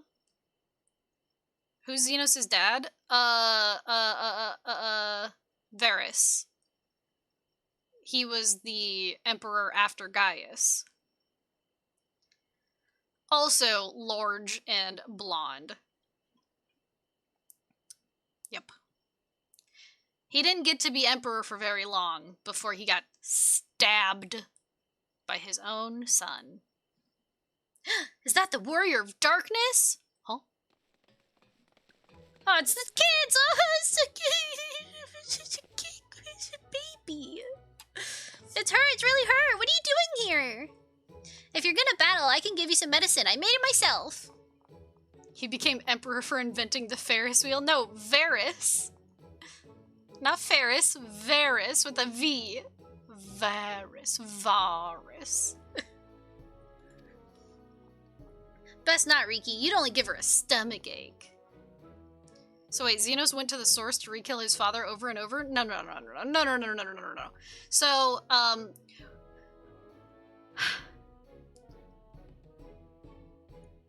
Xenos in Stormblood captured Shinryu, which was the dragon that was created by Ilberd. The primal that he made. With the whole shitstorm. And so then, when Xenos... Don't get me noted. Xenos possessed... The shitstorm primal, yes. Xenos possessed Shinryu, and then we beat him. And then he was so turned on that we beat him that he killed himself. He didn't die, though, for real. His body died, but his spirit somehow came back and was stuck in a regular soldier from the Empire. So then he went to go find his body back, which had been taken over by Elidibus. He tried to fight for his body back, and Elidibus pieced out like a bitch. So Xenos got his body back. And then, once he got his body back, he stabbed his dad in the chest. And then murdered him. And that's what you missed. Whoa, yeah. There you go. Is Xenos dead? No. He's still alive. We just saw him on the moon when Fandaniel took over Zodiark. And Xenos was pissed because he wanted to take over Zodiark, but he didn't get to, and then he said Zodiark was too weak anyway. Bye, peace. And we haven't seen him since. Could have pieced that together yourself, really? Well, I mean, all of that happened over the past couple expansions that I played through. Because it started with the stuff between Heavensward and Stormblood. And then through Stormblood, and then the between Stormblood and Shadowbringers. Shadowbringers, we just saw Xenos causing havoc on the Source while we weren't there. And then now in Endwalker, we've seen him back to himself, being himself. What was the story of the base game? It's been a while. The base game, I'm pretty sure we were just trying to destroy all of the primals so we could stop the 7th Umbral Calamity, right? But then it happened anyway. He was walking around fucking everything up and you're just like, okay, well, we didn't know. Because we were here. We were here on the 1st, while Xenos was, just wreaking havoc in Garlemald. The only ones who knew about it were, Gaius, who was there, and Estinian, who was also there. And then we figured it out. Killing primals never led to catastrophe? No, surely not. No. Yeah. We've come to see Morin to get his advice. Anyway, back to this. One of the guard finally agreed to teach us how to fight, but first we need to choose a fighting style. While I know that I want to be a mage, Arkle isn't sure. Magic isn't really my thing, so I was thinking of taking up the axe, or the sword, or maybe the bow. They all seem alright, but it's hard to decide, so I thought I'd ask Morin. He knows about lots of things. No. He isn't here? Aww. Oh, why don't you leave the Warrior of Darkness, or why don't you have the Warrior of Darkness choose for you? What do you think suits Arkle best? Axe, sword, or bow? For smiting your opponent, the axe. For protecting your friends, the sword. For fighting and hunting both, the bow. To be fair, I started with a bow, and then I picked up the sword. I have yet to pick up an axe. That kind of advice isn't free, kids.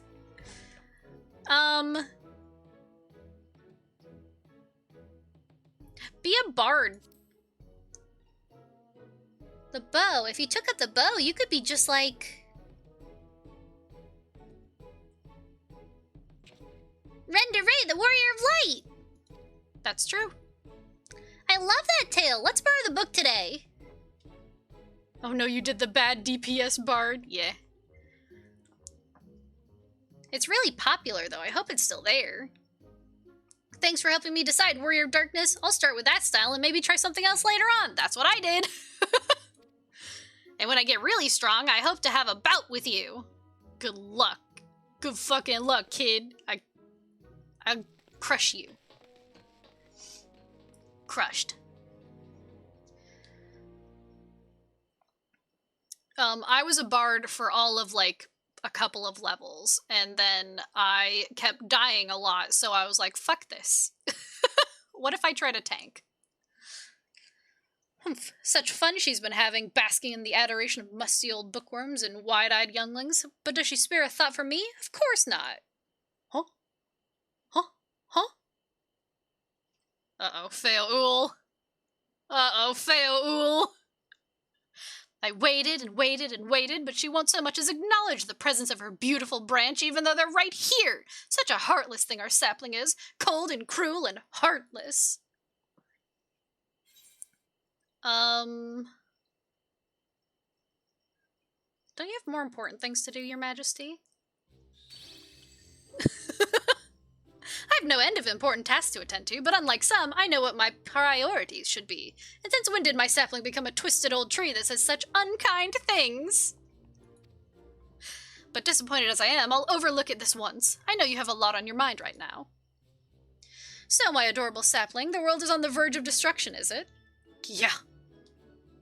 Hee, how do I know this? Joined as we are, spying on you is as simple as sliding down the back of a rainbow. Would that I could aid you in your quest, but the fate of we Fae folk is bound to that of the star. Whither it goes, so too do we follow. Such is our way. It's the weirdo fairy again. It is. The most I could do for you is spare you the pain by gifting you the sweetest of eternal dreams. But if escape's not to your liking, then you must struggle with your fellow mortals. Yeah. But here are the ones you were waiting for. I wonder what manner of conclusion awaits at Tale's End. Bye, Fail. I just wanted to sass her because, she's sassy. Reen! My daughter! My apologies for the delay. Extolda, it's so wonderful to see you again. You doubtless have much catching up to do, so I shall leave you to it. I've taken the liberty of unlocking the umbilicus, and you may enter at your leisure. What, Kuroshi, you don't like Fayaul? You don't like her? But she's the king! The king!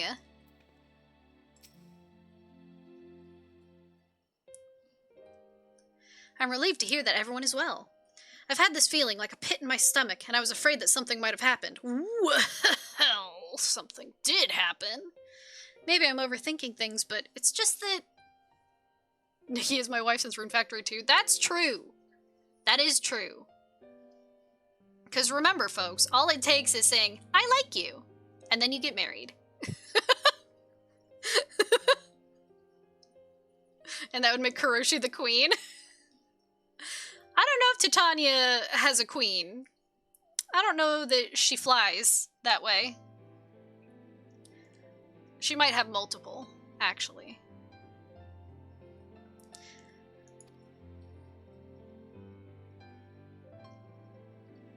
I'm the Oracle of Light, but I've never spoken with Heidelin, never once heard her call. Even so, I've always had this feeling deep inside me, a connection to something immense. These past few days, though, that connection has wavered, as if that immense something was distant, then close, then distant again. And then, the other night, I was jolted awake by the feeling it had completely severed. Kuroshi has a weird choice in women? Wait, which? Me? Wanting some fresh air, I went to open the window, and to my horror, the sky was ablaze, like during the star shower. Don't you whom at me? Don't you at me? But then I blinked and everything was normal. The next day, no one said a thing. No one else had seen what I had seen. As far as I could tell, nothing was out of the ordinary. I began to wonder if it was a figment of a half-remembered dream. Exilda, what are you not telling me? I have to know, please. It doesn't matter how terrible it is. Thancred's gonna be so pissed, but okay. I'll tell you. The final days are here. We're dying. Everyone's dying. You guys are gonna die.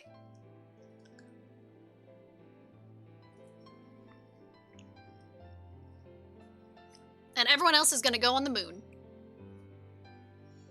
It wasn't my imagination then. The doom we witnessed in Amarat has come again. I can't believe it. Like I told you before, all is well here in the first. So don't worry about us. Please, look only to the threat before you. We're fine right now, and even if we weren't, we've learned how to survive. Should the final days reach us here as well, you may be assured we won't go quietly. Oh.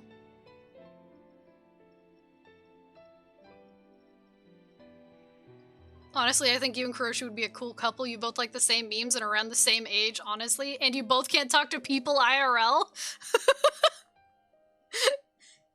Hey. To be fair, Kuroshi talks to more people IRL than I probably do.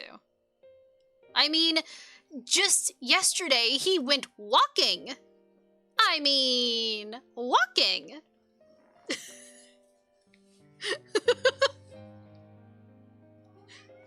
Twig! Hi, my baby boy. Hi, my boy. Come here. Psst. Twig.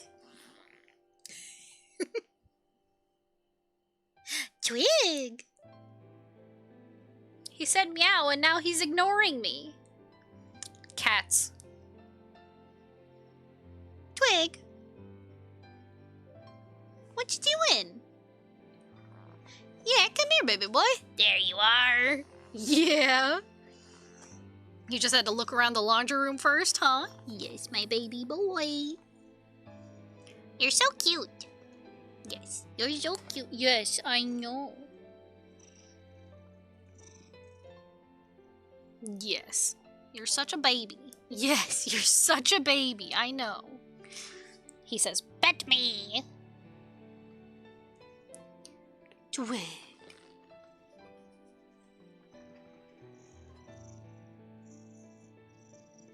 Yes, my baby boy. Could you even hear him purring? Butt pats now! True. True!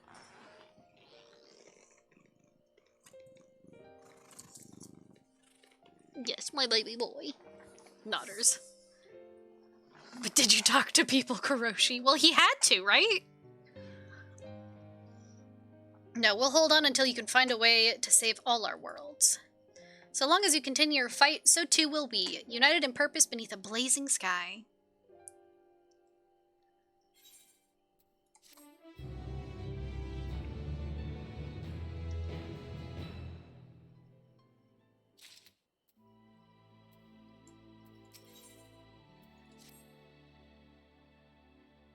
One bonk says he had earphones in.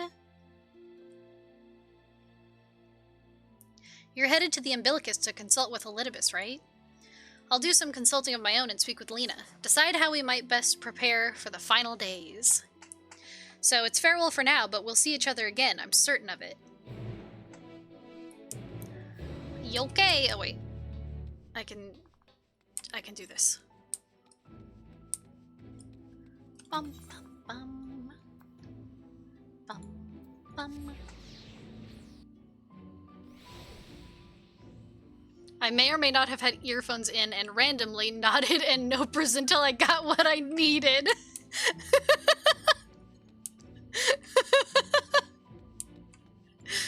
I mean... what a world. Ah, Mr. Sixtolda, welcome back. The captain has told me all. Give the word and I will show you into the ocular. Let me in. Let me in. I demand it.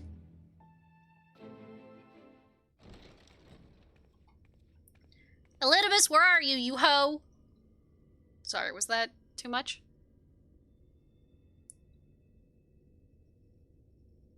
Oh.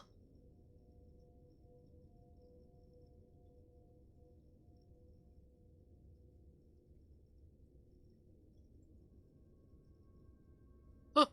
Ghosts. But I'm happy about it? Huh?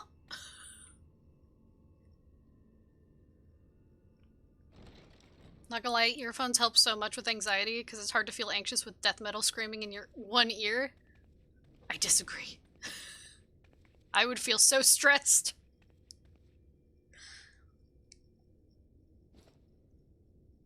I have Raha's blood.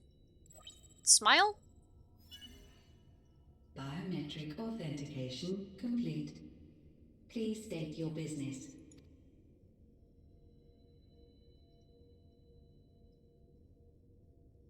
Acknowledged. Reinitializing Circus Tower systems. Searching for Elidibus entity.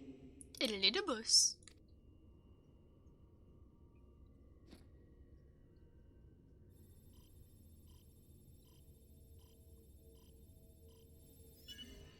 site located in subterranean core power accumulator. Projecting image. My home. My friends. No more than a dream.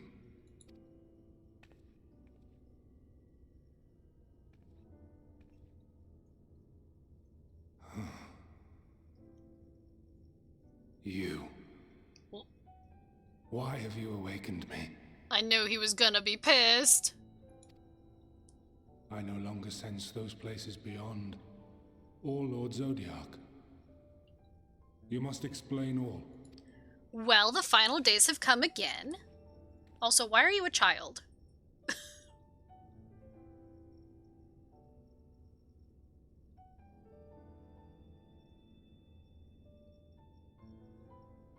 So, he is fallen, and my brethren's souls returned to the star. He's small. He is.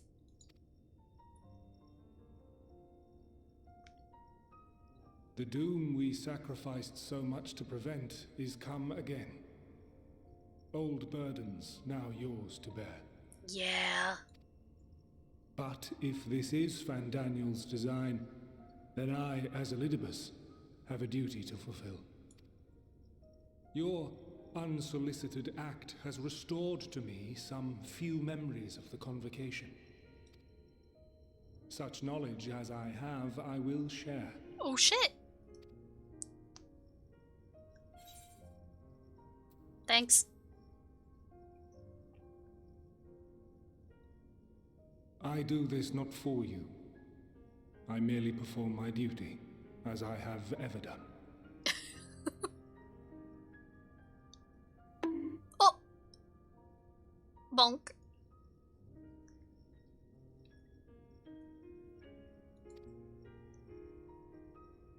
Where to begin? The end. Your understanding of what caused the final days is consistent with our own. Ah, the end. Introverts rise up, or let's rather not. Yeah, I don't want to rise up. I'm gonna stay here at my computer with my cat. Grabs twig. He's a very sleepy boy. Yoink! Hi, Twig. Yes, my baby boy. The decay first took root where the currents were weakest. Yes, a conclusion drawn by him, Fandaniel. Fandaniel. Not the him of here and now, but as I knew him, long, long ago. Having shed light upon the phenomenon, he dedicated himself to devising a countermeasure. Were it not for his knowledge of the celestial, we would never have made the connection, and thence forestalled the final days. And though he inherited that noble soul, how different this last incarnation, so consumed by self-loathing and hate. Oh yeah.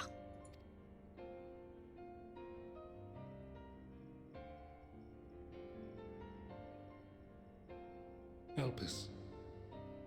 Yes, the name is familiar to me. Elpis.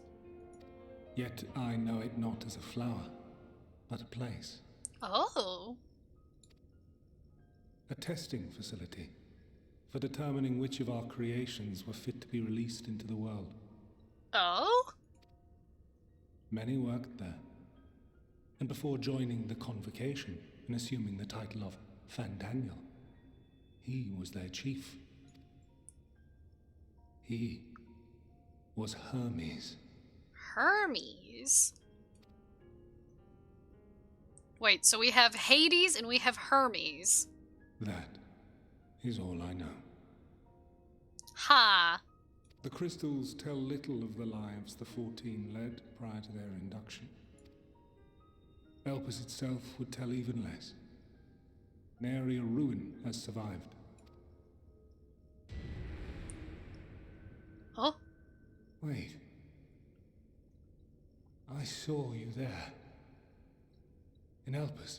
What? No. I did not. But I did. I did. A lingering trace of impossibility. Hi, baby boy. Hi, Twig. Sorry, he looked at me with them big ol' eyes. Now he has to lick my hand. Sorry, you know how it is with cats. Blah, blah, blah, blah, blah. It's true. Yes, huh, Twig. Yes, my baby boy. You're so cute. Am I that disgusting? He's really...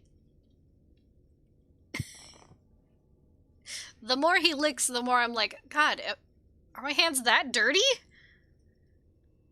Yeah. Are my hands that dirty? Yeah, baby boy, you're so cute. You're so cute. Oop. You taste like salt, that's true. Oh, my baby boy. Yes, Twig. Yes, Twig.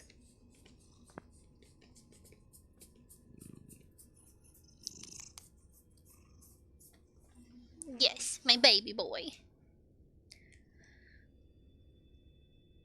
I gotta do some shit in 10 minutes, but I'll probably be back before stream end if the provider wills it. True. True. If. We'll see. I'll praise the grand provider. I mean, if they cut me off again 3 days in a row, I'm gonna be so cross. And a truth that fills my heart. Xfinity.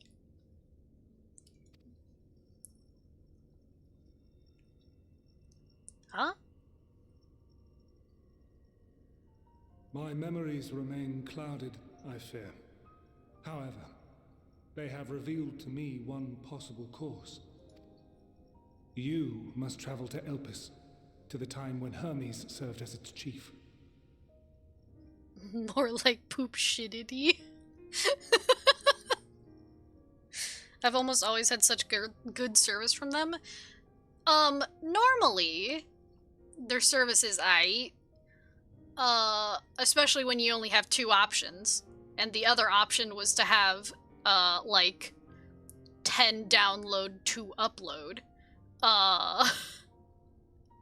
Whereas, right now, I have 400 download and, like, 12 upload or something. So... definitely the better option. They tried to charge me $100 for a service call one time when the internet was out, and I fixed it before they got here. Oof. That sounds about right.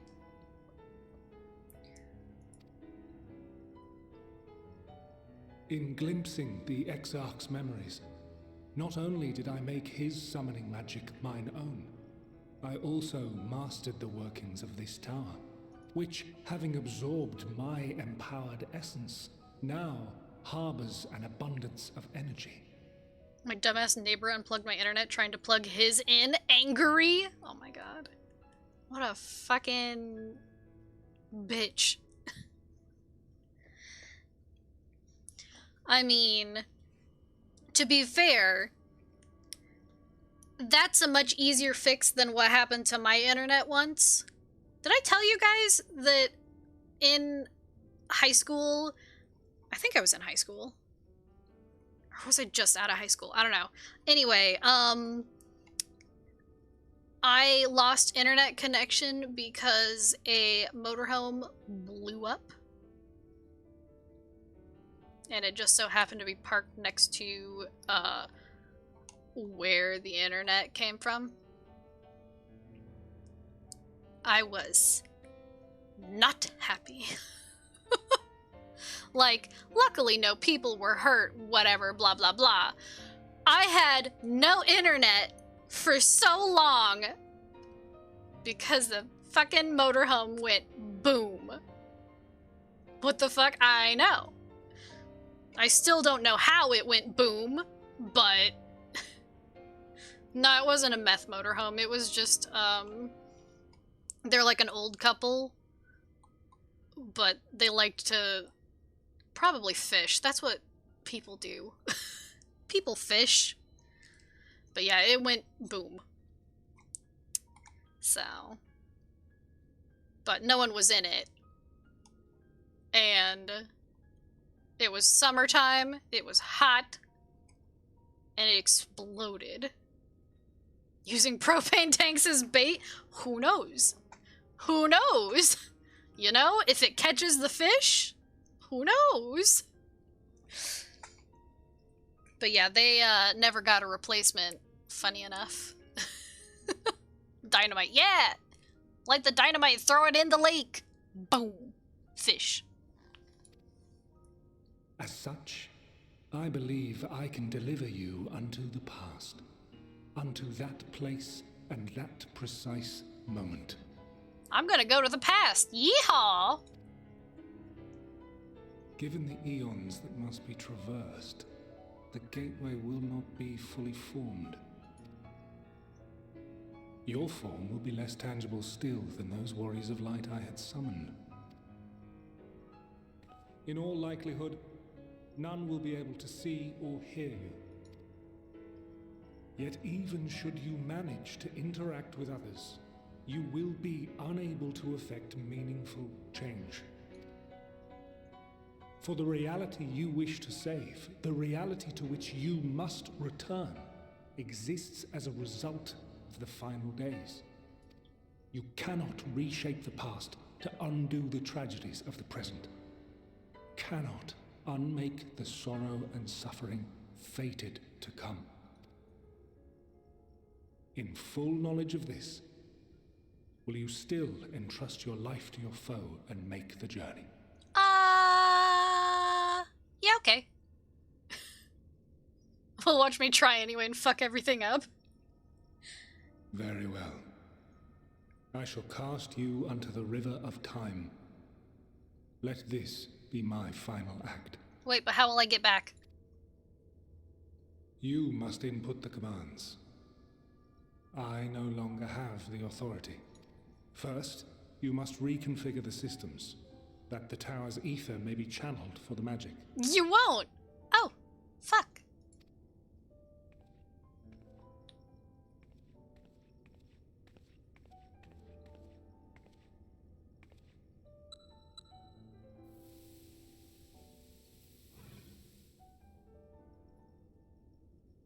Good thing I somehow know what to do.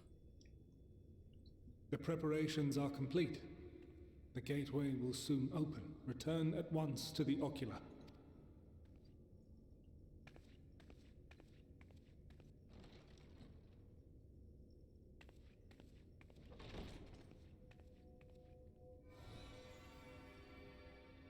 All appears to be in order. The ether flows unimpeded. The magic should consume every last mote of my essence. Why are you surprised? Did I not say that this will be my final act? Why are you surprised? Because things that happen surprise me. Lord Zodiac is no more. There is nothing for me here. The ones I love and long to see again are waiting in that promised land, beyond memory and dream. Now go, warrior of light. Go and do not look back. Okay.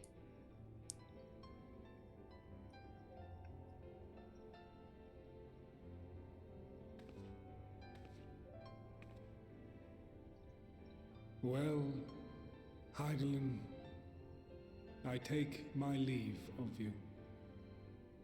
Yours is the mantle of the last of us.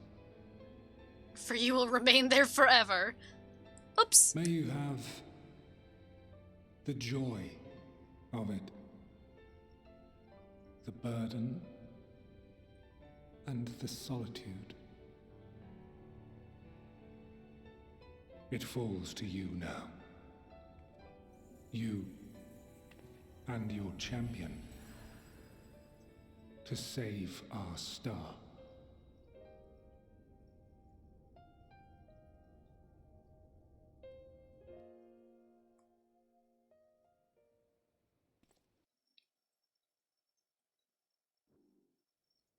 Triple triad matches are not allowed in the current area.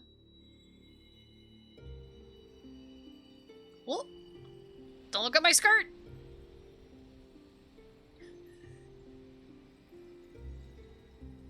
Take me back! I need to play triple triad! Look at those frickin' claws!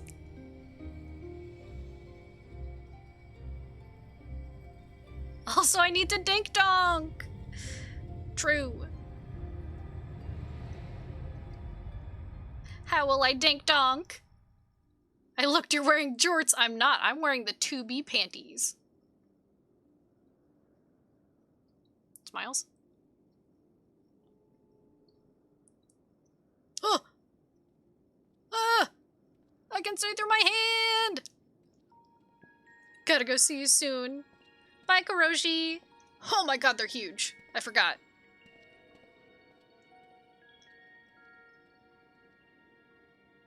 I forgot they are all very large.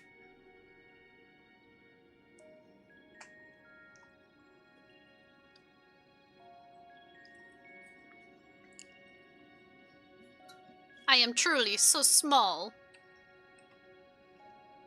Can I attune? Guide-like man.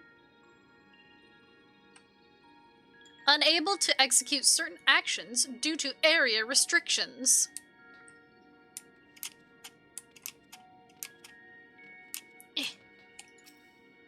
The device is reminiscent of an aetheryte. Perhaps it's possible to attune with it.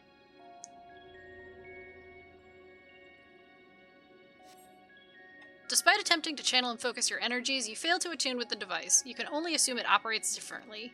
No! But look at it. Pretty. Hello, excuse me, sir? The man stands dutifully by the aetheryte-like device, a guide for this facility in all likelihood. Sir! You attempt to get the man's attention, but if he sees or hears you, he gives absolutely no indication. As Elidibus warned, it appears your form is intangible. Sir! I am a cat girl! Down here! Okay. Goodbye, sir.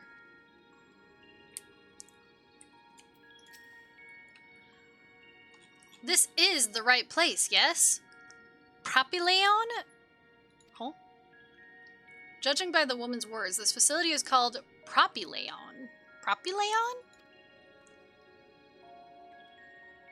You attempt to gently prod the woman to attract her attention, but feel nothing, and it seems neither does she. Hello, ma'am? Oh my god, I'm a ghost. I'm the ghost. Horrifying. Not intangible enough to not walk into shit, though. Hello, sir? The remarkably large man wears a black robe and a half mask, much like the phantoms you encountered in Mare Lamentorum and the recreated Amarat. It would seem you have made it to your destination. Hello? You gesticulate wildly and shout all manner of greetings and obscenities, but the man does not so much as glance in your general direction. Hey, you! Hi! Hello? Hi! Bonjour! Fuck you! Well, I tried everything. I tried it all.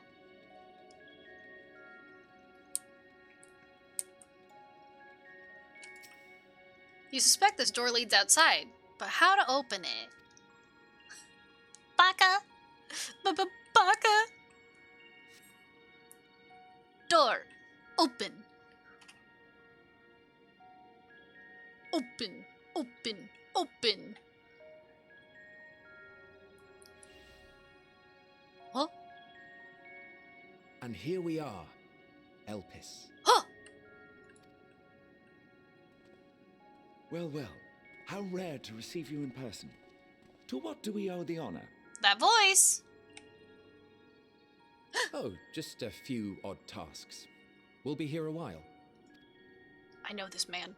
You're welcome to stay as long as you see fit, of course. As a matter of procedure, however, I must ask that you kindly remove your masks. I know this man.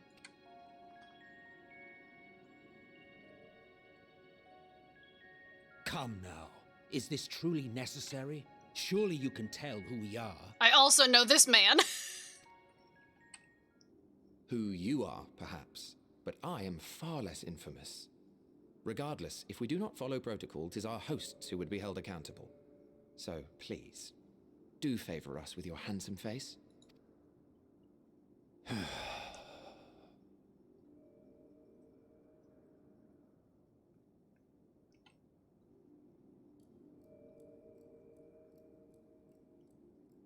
Boom. Emmett.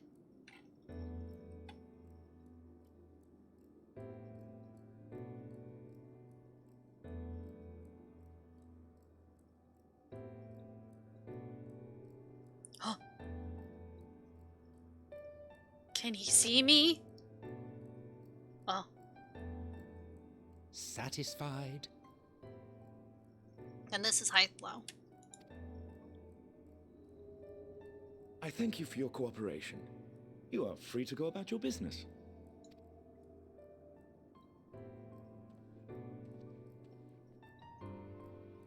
Open the door for me! Hythlow! Open the door!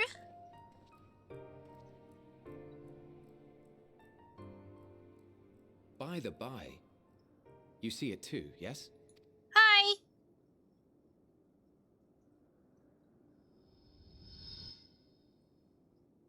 I haven't the foggiest what you're talking about. Liar!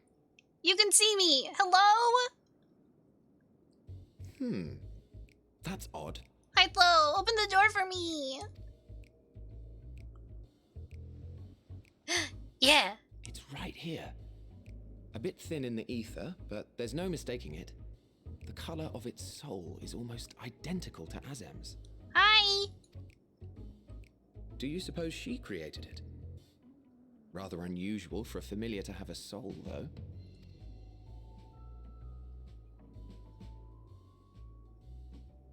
Don't ask me. All I know is that it's trouble. Doubly so if it's her spitting image. Oh? So let's leave it be. Oh, Come now. no! Let me go with my friend!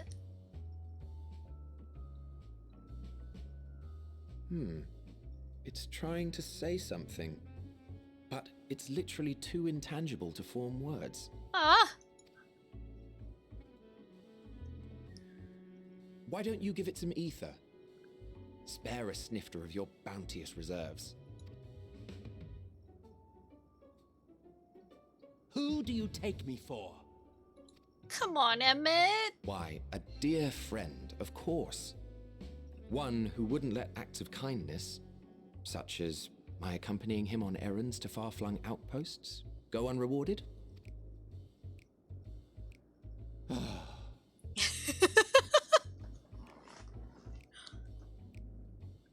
Yeah. Just a I little. suggest you close your eyes, or this may be unpleasant. Oh?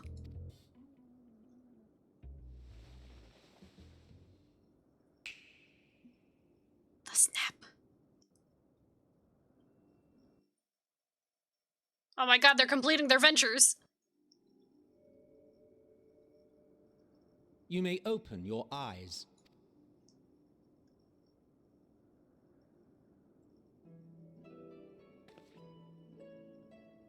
Hell yeah. Oh, and he made me bigger. Hello. Oh, you even adjusted its size. That's what I said. The better to indulge your whim. This way, it will be easier to communicate. Hell yeah. How very thoughtful of you. And may I applaud your artful reinforcement. Without further ado then. Greetings. I am Hythlodaeus, Chief of the Bureau of the Architect. Hithlo? Sulking beside me is the most honorable Emmett Selk of the Convocation of 14. And how might we address you, my new friend? I'm his new friend again.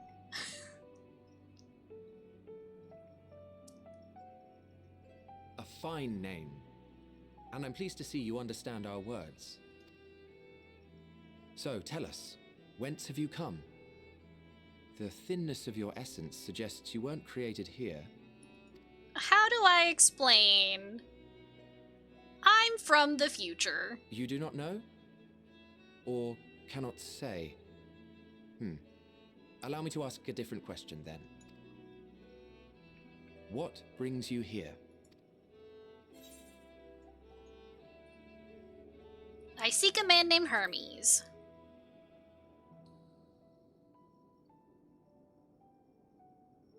Well now, the same as us. Oh? Perhaps Azim wished to come too, but had to settle for a familiar. If she truly wished to be here, then she would be. Right you are. My apologies if we've given offense. The two of us can discern the color of souls, you see, and yours happens to resemble that of a friend. Well, funny that, because, don't worry about it. And with your purpose matching our own besides, we jumped to a hasty conclusion. We are here to speak with Hermes, the chief overseer of this facility, which we also intend to tour in order to gain greater insight into the man's work. We, I say, though this is Emmett Selk's charge. I am here only to serve as his guide. And I should be happy to serve as yours as well, by way of an apology for the misunderstanding. Wait, are you suggesting that we bring it along on official business? This thing we know next to nothing about? Emmett, stop being mean. If you harbor suspicions, better to keep it close than leave it to its own devices. Wouldn't you agree?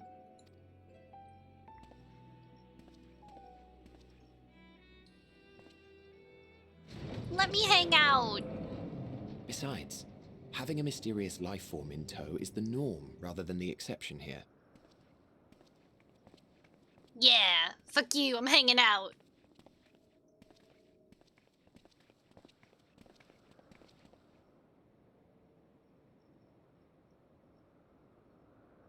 Welcome, my friends, to the testing ground of creation at Heaven's Edge, Elpis. The world unsundered.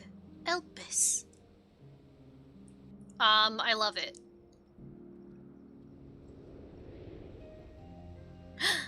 Argos! Bubby. This presence. Mom? Oh my god, look at the little axolotl efts. Hermes! Visitors! We have visitors!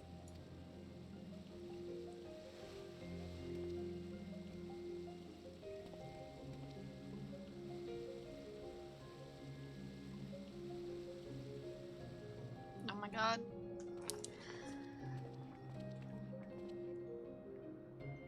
What secrets are you hiding, I wonder?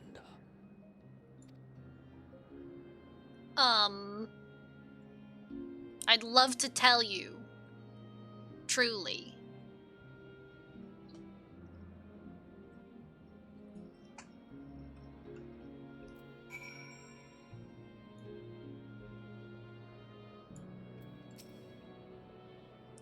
This is hardly my first time here, but the scenery never fails to take my breath away. Why, it feels as if you could reach out and touch the heavens. Now then, to begin our guided tour, perhaps you already know these things, but for the sake of thoroughness, I shall start with the basics. Using concepts to give shape to ether, creation magics allows us to bring forth anything we desire, be it inanimate objects or living beings. Anyone may conceive of concepts, but they must all undergo evaluation at the Bureau of the Architect. As part of that process, living beings and certain arcane entities may be sent here to Elpis for in-depth observation and study. Hehe, a fascinating facility, isn't it? I dare say you will enjoy touring it with us. Hell yeah!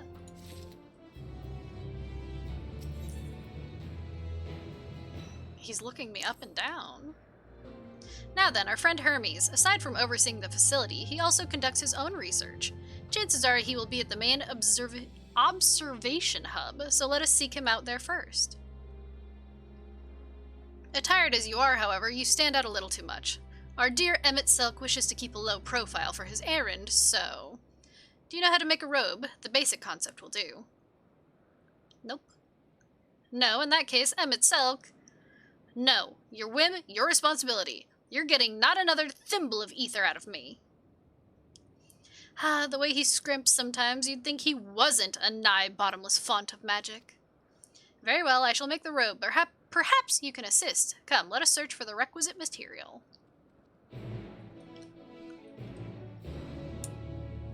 Hell yeah. Hell yeah. This place is pretty.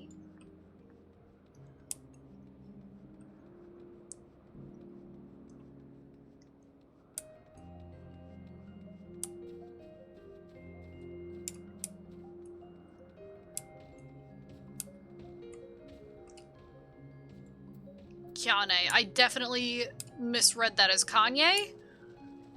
I was like, a Kanye butterfly. Interesting. Yes, these creatures should suffice.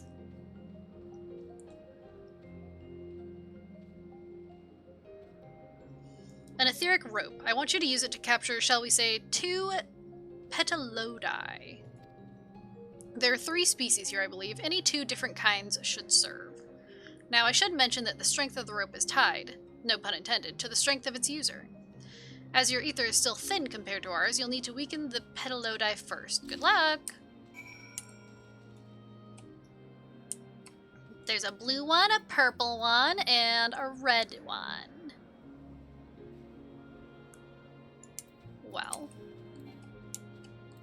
Come here, you! Come here, you!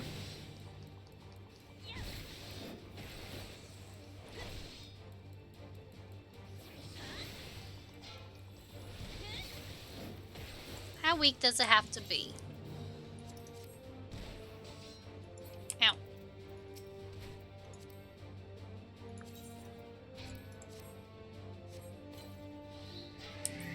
Gotcha, bitch! I want the purple one. You! You! Come here! Oh, I can't see.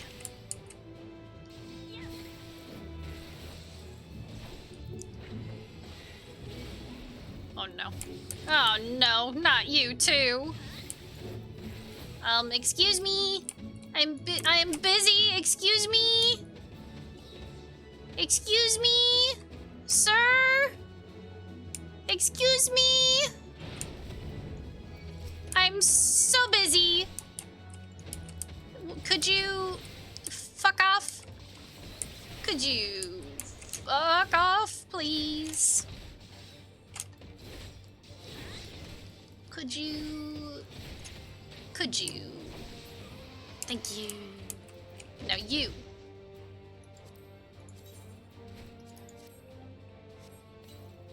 Gotcha.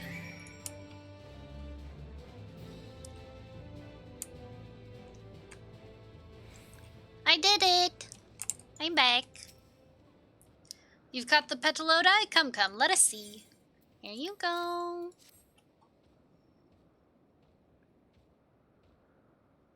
Yes, these fine fellows will do nicely. And now for a spot of reversion.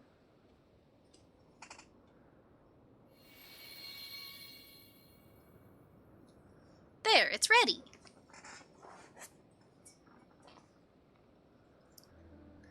It's nothing fancy, but when we're trying not to stand out... Oh, but then we're trying not to stand out. Try it on for size. Won't someone be angry with us for using those creatures?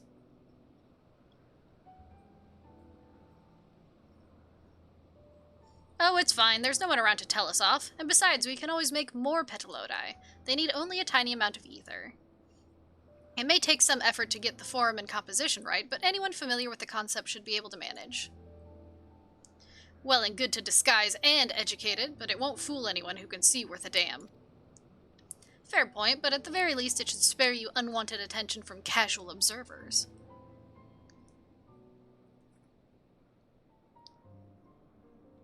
Emmett Silk speaks true. Even dressed like us, your unusual nature will be plain to those who think to look. Should someone question your presence, don't make up excuses, much less try to explain what you actually are. No, best to simply say you're a familiar. The question is whose? Of course, Azem's. If you say you belong to her, people will give you the benefit of the doubt for any and all outlandish behavior. Exploiting our associate's absence? For lack of her presence, absolutely. Were she here, she'd have been the first to propose the idea, and you know it. Hee. With that, your story is settled. Let us continue with our errand.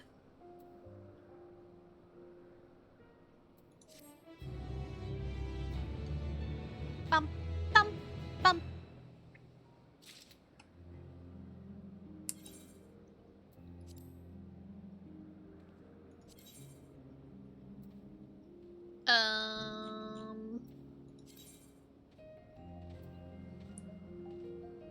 Wait, do I not... Am I out of glamour prisms? Huh?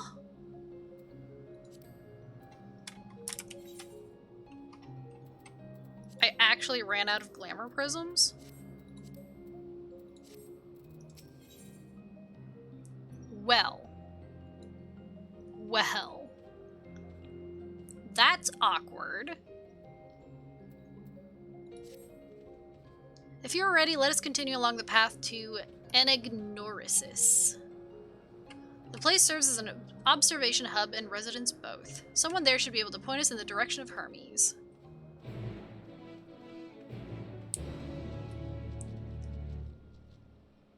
I mean, how did I run out?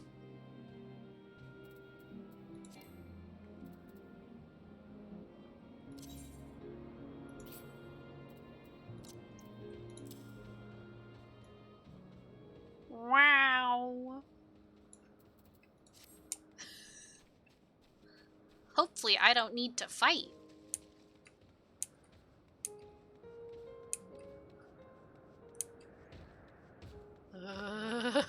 Stay away from me. Horse. Horse. Hans. Fuck it, I'm putting my putting my stuff back on. Horse? No. Horse. Horsey.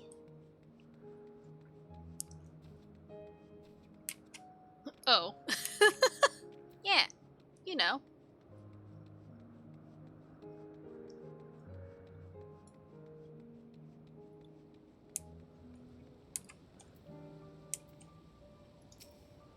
Hi. I'm not wearing the robe. Yes, can I help you? We wish to speak with Chief Hermes. Do you know where we might find him?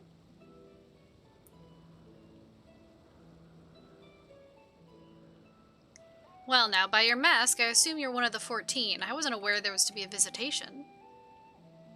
I came back, and you were looking around saying what sounded like a horse. And I was looking at horses! Between you and us, it's something of a surprise. Your discretion in the matter would be appreciated. I see. My lips are sealed. The chief should be out conducting observations as usual. His focus of late has been aquatic creatures, so I expect you will find him at one of the pools here. The pools, you say? Many thanks and apologies for disrupting your work.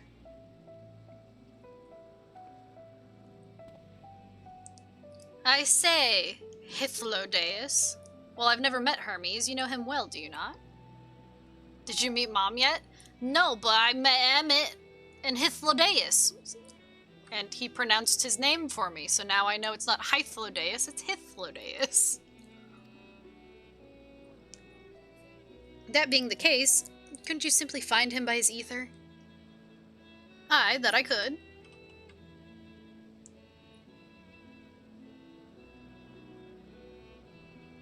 Okay, my bitrate went to 0 and I was staring at it very hard. I was staring at it very hard because my bitrate going down to 0 could mean that my internet went out and I was gonna be pissed because it's 1:25 a.m. That would be even earlier. Oh, I thought that was me. Nope, that was dropping some frames. As you know, Emmett Silk and I can discern the color of souls. By the same token, we can also see ether quite keenly and from great distances. With this skill, I could readily locate Hermes, but I felt that it would be a waste of an opportunity.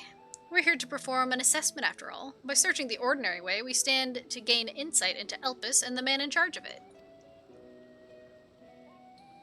This is as much for your own enjoyment, like as not, but point taken. Hee hee hee. If you're going to accompany us, make yourself useful and help us look for Hermes. According to his profile, he has short, dark hair. Okay. So you know, it's because we're in Elpis that we don't have our cowls up. A special exemption due to the need to be aware of dangerous creatures. Elsewhere, we do not exhibit our individuality. It's unseemly. This is all common sense, but I would not assume you possess any. Huh! Huh! That's so mean! Hehe, it's a rare treat indeed to be able to search for someone by their appearance, and I thank you for humoring me. Come, let us find our man. Yeah.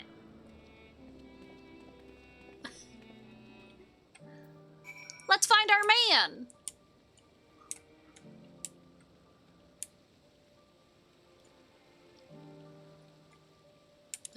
It's a Goobboo!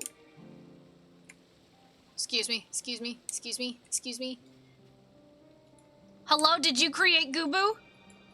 Hello? It appears to have moss growing on its head. It sure does. It sure does. It sure does, huh?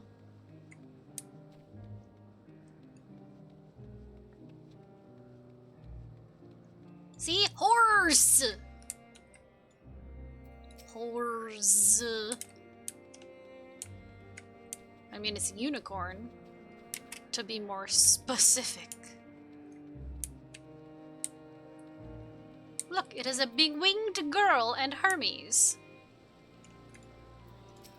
Hello.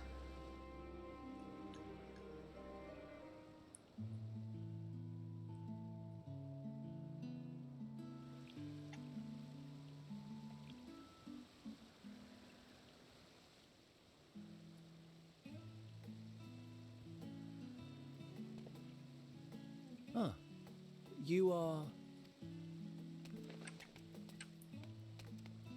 Oh. Different. You're different too. You and me. We're alike. Friends. I want to be...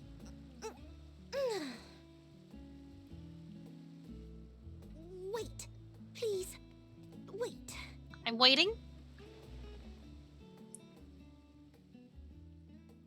Greetings and salutations. Can you hear me? Huh? Do not be alarmed. I mean you no harm. I wish only to hear your words, share your feelings, and know your thoughts. Oh, okay. May we please be friends?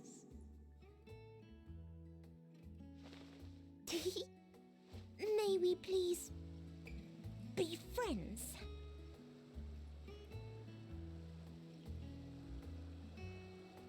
I mean, I am a cat. I see you found him. And you are a very birdy girl. But I don't see why not. Hythlodaeus. It's been a while. Too long, I think. Too long indeed for close collaborators. On this blessed occasion, I bring not only myself, but others who long to speak with you.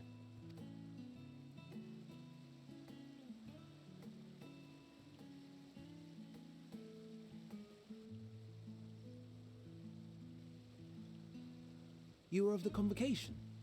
Cat about to F a bird. I didn't say I was going to F a bird. I said we were going to be friends. Oh, F up a bird. No, we're going to be friends.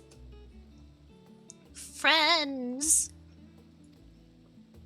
Emmett Selk at your service. Do I have the honor of addressing Hermes, Chief Overseer of Elpis? You do. You have traveled far for it. Given your facility's purpose, its remote location is something of a necessity. Would that I didn't have to rely upon a guide. Oh, you wound me. Have I not ever been an attentive and helpful friend? But moving along to more agreeable company, this one we chance to...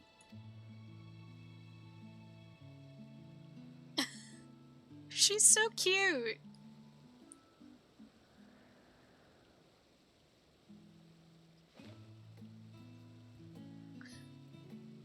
Well, you certainly have her attention. Is she one of yours, Hermes? Her name is Meteon. It means shooting star. Meteon.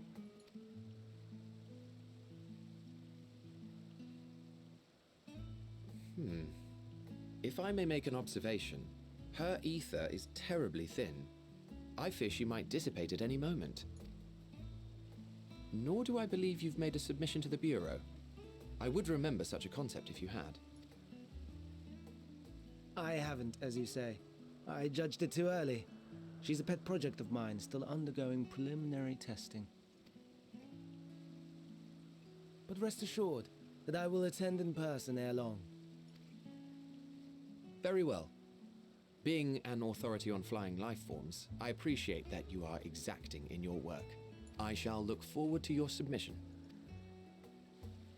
If we have finished with the perfunctory chit-chat, I would discuss official matters. By my coming, I trust you already anticipate the subject. I have an inkling, yes. Please wait to the main building yonder. I shall join you as soon as I've returned these creatures to their homes. What's wrong, Hermes? An amistoma is missing.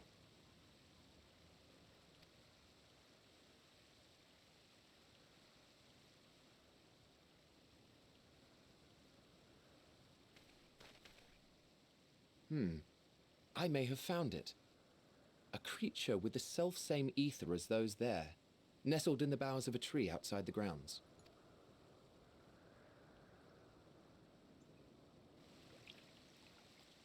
You're saying they can climb with their sorry excuses for limbs? The fashion has been to imbue aquatic creatures with the power of flight, ever since the words of Metron created a sky-swimming fish. The ambistomas too can fly, if only slightly, and they could conceivably climb a tree. Whether they can come down safely, however... Excuse me.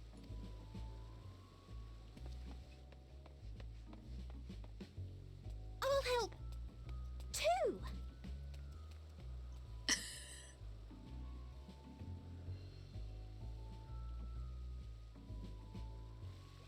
And what are we supposed to do with this lot? Look at him. May I suggest we split up? If you would be so good as to assist Hermes, Emmett Selk and I shall keep an eye on these adorable creations in the meantime. Aw, I want to look at them. But okay. Only because you're my friend. Alright. But they're so cute. Bum bum bum bum. Hermes. Hermes.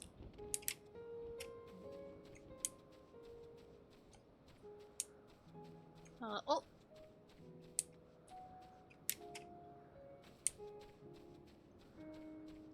Meteon. It seems Hermes and Meteon have found their quarry, a creature known in this age as an ambystoma. Yet, though it has been safely extricated from the tree, Hermes appears to have found himself in quite the predicament. The ambystoma. Hermes saw it high up the tree. He climbed up to get it, but it jumped on him and he slipped. Do you need help? Ah. No, I'm fine, if a little embarrassed. Are you sure? Now, for your own safety, please stand back.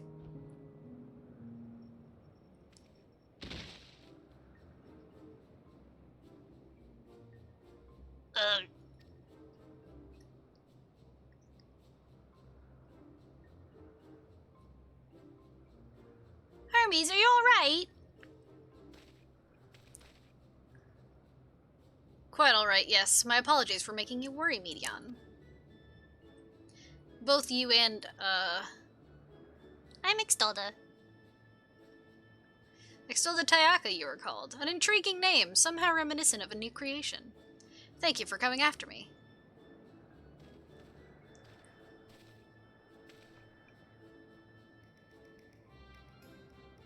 As for you, little one, you must be more careful. It's so cute.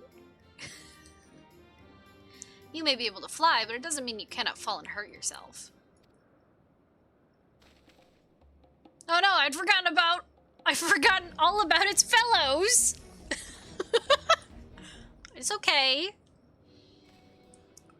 Truly, what a relief. I must thank Emmett Silk and Hythlodaeus when I return to them. But first, with the distractions out of the way...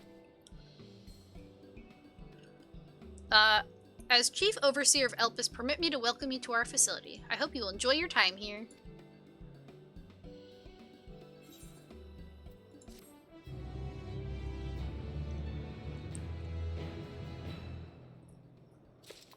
Well, I'm not here to enjoy my time.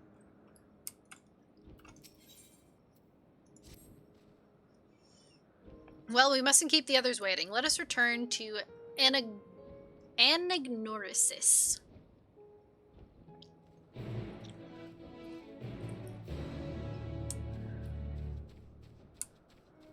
So many fun words that I can pronounce with no problems. Smiles. Oh, fuck, this bird wants to fight. Actually, can I? Oh, chat, you can be here too. Hi, chat. Now you're stuck in the past with me.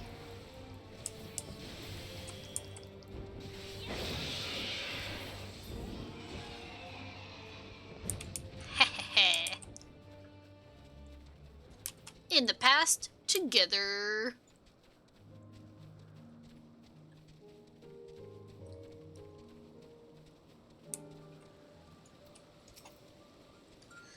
My apologies for the trouble. Owing to your kind assistance, all of the ambystomas are safe and well.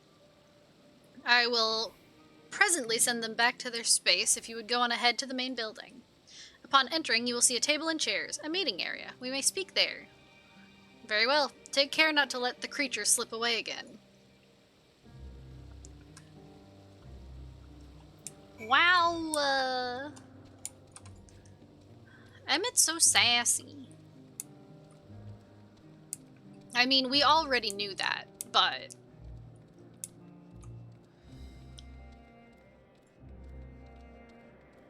Can I attune?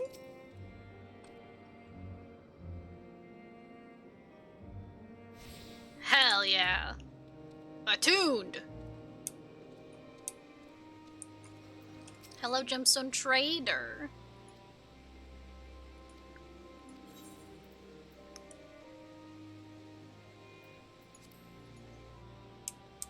Huggers.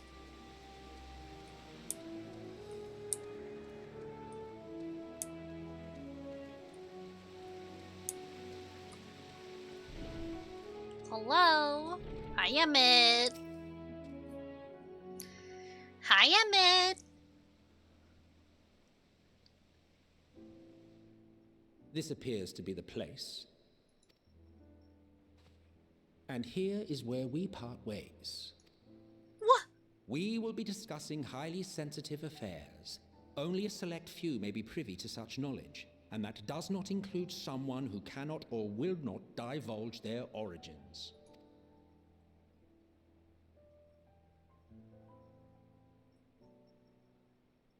What? Will I have to remove you by force? There are reasons I cannot speak freely. Let's hear them then, these reasons of yours. Who knows? If I deem your mysterious cause worthy, I may even be inclined to offer my assistance. I do not object to her attendance. Hell yeah. Hermes, this is highly irregular. Perhaps, but I believe she can be trusted. Meteon would not have taken to her so quickly otherwise. Hell yeah. Moreover, the presence of a third party may help me to maintain composure.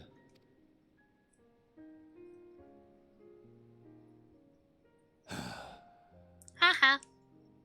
As you wish, then. Behave yourself, do you hear? What are you, my mother?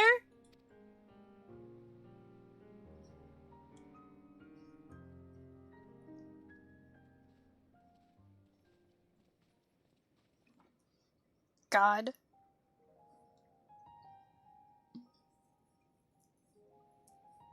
So, it's finally happened then. Aye. Van Daniels declared his intention to step down and named you as his preferred successor.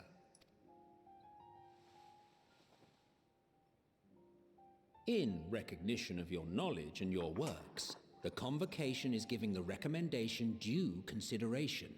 As one who does not know you personally, I am to use my impartial eye to take your measure. And above all else, to ascertain your disposition towards the invitation.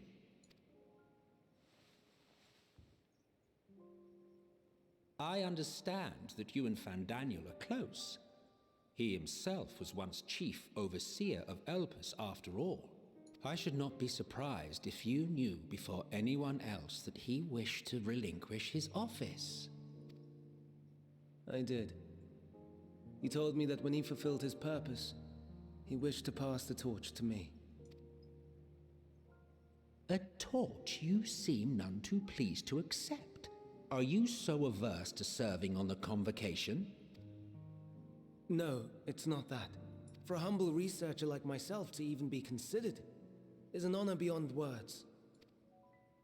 No. What troubles me, what I struggle to come to terms with, is the very fact that Van Daniel is stepping down. Does this not mean that he will return to the Star?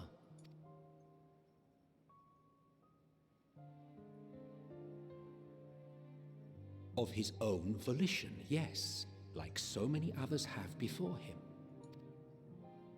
Return to the Star? Does that mean die? Well now, that's not a word I hear often. Is that what you say here in Elpis? Mankind is the life of Aetheris. Each of us, a drop of blood flowing through its veins, bearing sustenance. In our finite time upon it, 'Tis our duty to make it a better place, that all who call it home, now and in future, may abide in happiness. To that end, we have dedicated ourselves to the pursuit of enlightened creation, and by our efforts did we transform this once untamed wilderness into the peaceful paradise you enjoy today. To return to the star whence we came is a privilege afforded to we who have so loved and nurtured it. A choice embraced by those who have lived their lives to the fullest, in service to our world. And when they depart upon this journey, it is beautiful, always. The 14 are no exception. 'Tis believed no occasion is more felicitous than the fulfillment of one's duty. Our office becomes our lives, and to retire is to return, or so the majority of us hold. Some few have elected to eschew custom. Mayhap you feel Fandaniel's deeds do not warrant his return, yet you should know his accomplishments as well as any. During his time, he conceived of countless outstanding concepts. Oh yeah? What did he come up with? And channeling the wealth of experience he attained here in Elpis, he brought forth many new specimens. I know of all this. I do. It's just, I cannot fathom why someone so great and wise, who could still do so much good, would want to end it all.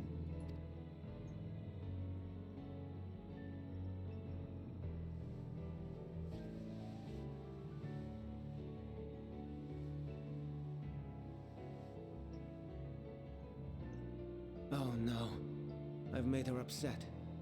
You made her upset! Forgive me. I know I requested your presence. Might I trouble you to take Meteon outside? A change of scenery would do her good. You can't upset birds.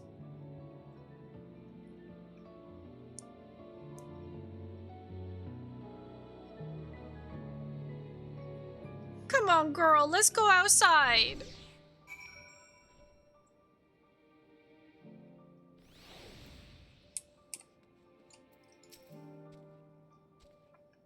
I'm sorry, Extolda. I didn't mean... A walk. Perhaps we can go for a walk? Yeah. Ooh. Wrong door. Wrong door. There she is. Hermes gets sad when he thinks about death. When others are sad, I'm sad too. That's how I am, how he made me. But don't worry, I'm fine now. So, why did you come here? You want to learn about Elpis and Hermes? Oh, teach you! I can teach you! We could take turns. I tell you something, then you tell me something. Okay. It will be, it will be! Where to start? Ah yes, let's talk about Memnon. He should be near the Aetheryte. Or let's talk to Memnon. I'm not good at explaining, but Memnon is, so I'll have him explain instead. Memnon. Look at this sweet little bird girl. She's so cute. I hope nothing horrible happens to her. Ah, the Aetheryte. Anyone can use it to teleport anywhere. Well, maybe not anywhere. Not to the ground or other isles. For that, you need teleporters. Oh, and permission. Permission? And what have we here? Though you look like a person, you have the ears and tail of a beast. I assume you are familiar like Meteon. Is there something you need? This is Extolda. Can you teach her about Elpis? Ah, newly arrived familiar, is she? Very well, I should be glad to introduce our fair facility to her. As you know, it is mankind's duty to make the star a better place. As part of this duty, we employ creation magics to bring forth new life. However, we cannot simply release our works into the world, for it would lead to chaos. Chaos? No, any and all life forms must undergo extensive testing to determine their fitness to exist. Testing, which is conducted here in Elpis. Every candidate is subjected to rigorous study in which we identify their properties, surmise what habits might be suitable, or habitats might be suitable, and speculate as to the effects they may have on the environment and other species. Should it be judged a beneficial addition to the star, it will be allowed to take its place in the world. The two of you, too, were created with the hope of making the star a better place. So heed your masters well and be good, do you hear? We will, Memnon, we will. Thanks for the lesson. I will not be good. You had a turn, now I get a turn. Where'd you come from?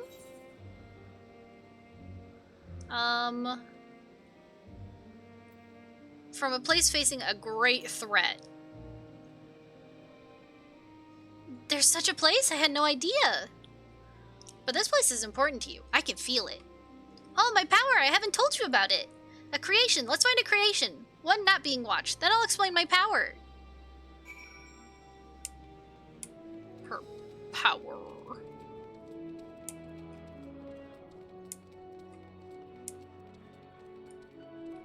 Oh my god. It's you.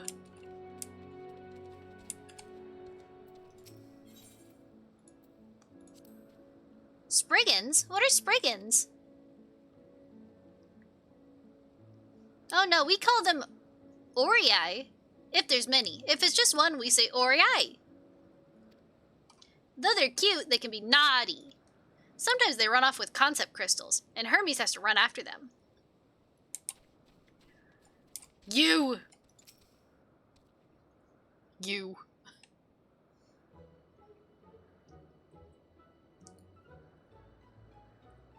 Oh, this creation is perfect! But I don't remember seeing it before. Perhaps it's new?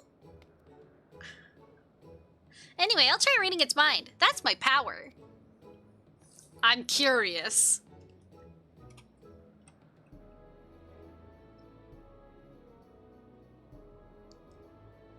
What are you looking at?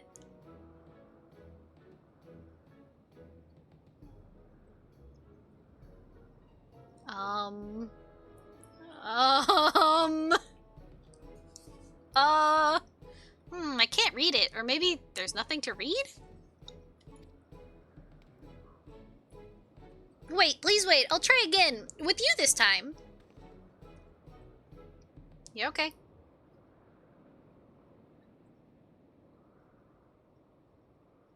Greetings, can you hear me?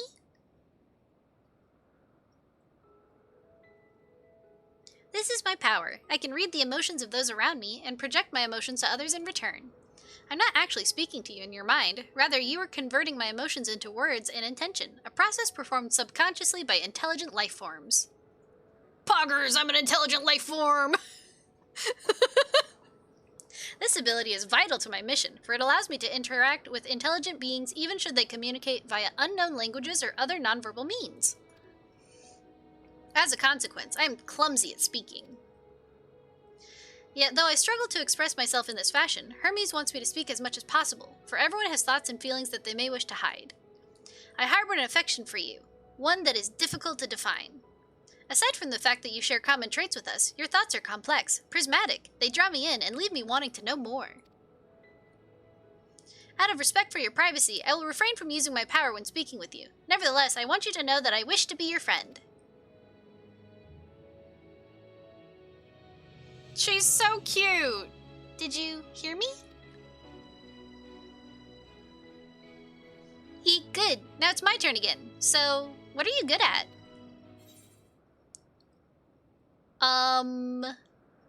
Gathering.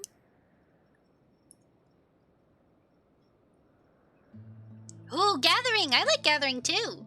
What do you gather? Where do you go? How do you get there? Do you fly too?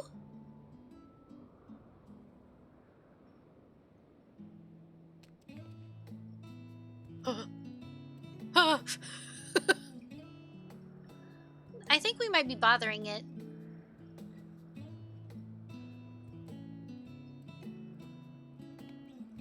Let's keep going. We'll go and see, Wanthi next. Yuanthi? I don't know. She's usually in a small building. One to the west row. Or one on the west row.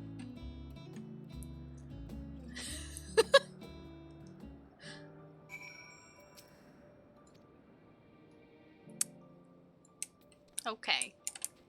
Okay, we'll leave you be. I suppose.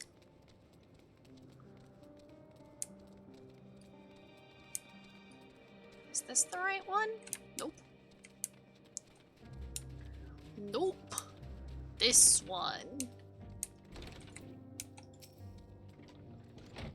Well, well, if it isn't Medion, I see you've brought a friend today. Greetings, Yuanthi. An apple. Could you make me an apple? The kind Hermes likes, covered in syrup. I want to share with Extolda. Oh god, get out, get out, get out, get out, get out, get out, get out, get out, get out, get out, get out. Bots, get out. Get out of here. I'm gonna go to bed early tonight, say hi to Kuroshi if your internet lasts. Okay, good night, Zara. Get good sleep. We'll see if my internet lasts.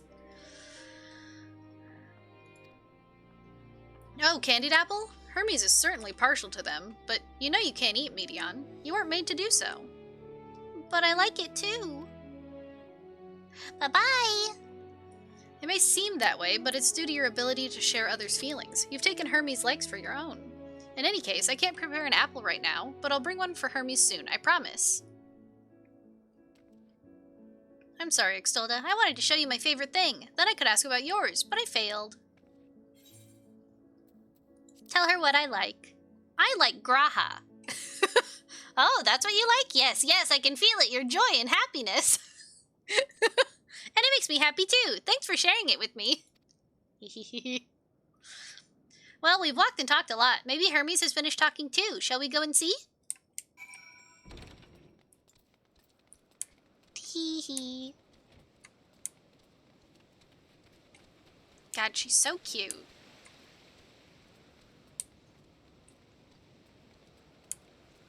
In we go to get yelled at by Emmett. Fellas? Fellas? There you are. I can see the fresh air has done Medion good. Extola wanted to learn about you and Elpis, so I taught her. About this place, about my power, about your favorite food. I'm not sure if that last one will be of any use. But I do appreciate you keeping Medion company. While you were away, I finished speaking with our guests. Finished? Hardly. He requested time to consider the invitation, so we have no choice but to occupy ourselves with an inspection of your work. My apologies. It has been decided that Emmett Silk and Hythlodaeus will accompany me as I tend to my duties. If you wish to learn more, perhaps you would like to come too? I'm compelled to remind you that she is in no way associated with the convocation. We simply chanced to meet at Propylion. There's no guarantee that the matters we discuss will remain private. I do not mind. To see the joy her presence brings Medion, I cannot imagine our mysterious friend harbors malicious intent. Extola's kind, really truly. She taught me as much as I taught her. You're coming, of course, to watch Hermes? You're bound to learn lots and lots. Of course. Besides, Emmett is the only one who wouldn't want me to come.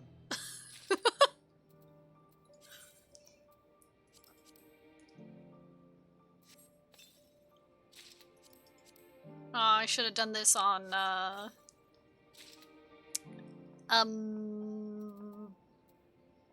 Bop. Dragoon. Because I don't have level 90 armor for Dragoon yet. If everyone is ready, there are a few creations I need to check on. First, we shall return to the spot where we found our wayward ambystoma. Have care when you step outside a hub, for there may be more unruly creatures about. I'm an unruly creature. Whee!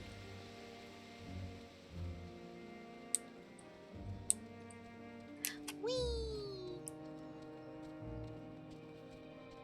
God, I hate when I think I see something move out of the corner of my eye and it turns out there's nothing there. Or it was my hair. I thought Twig was moving, but nope, he's asleep.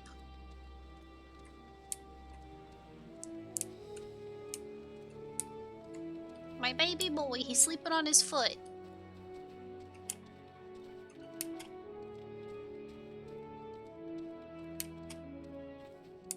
reach out and touch a butterfly.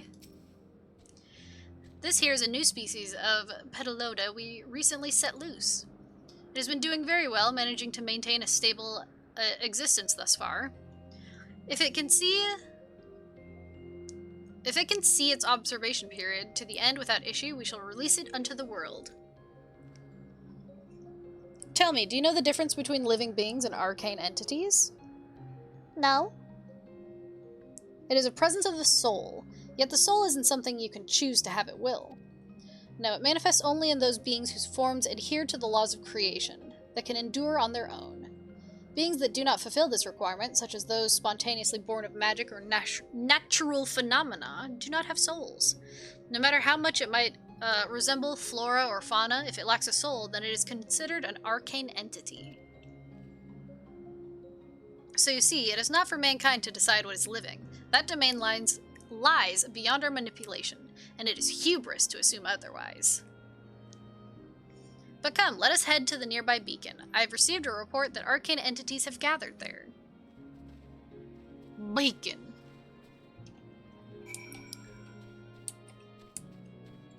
Big butterflies.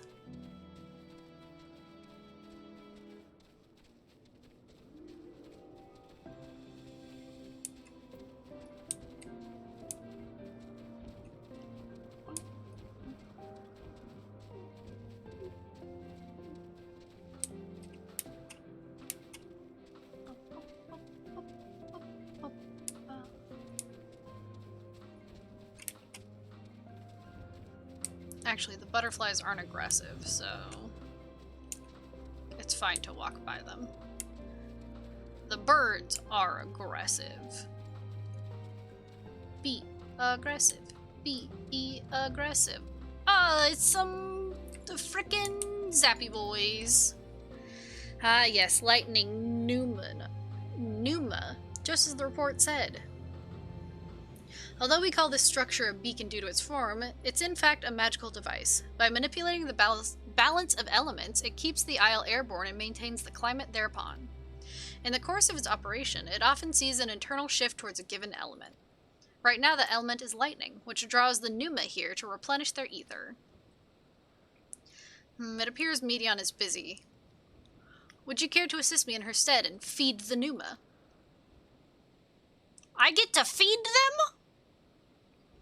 By using this lightning converger, you can harness ambient lightning and focus it into a ball. A veritable feast for our dazzling friends. Go on, give it a try!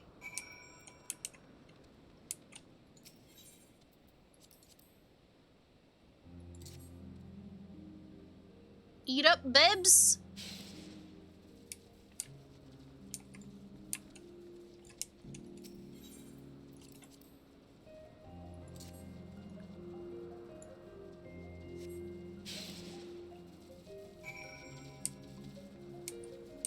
Eat.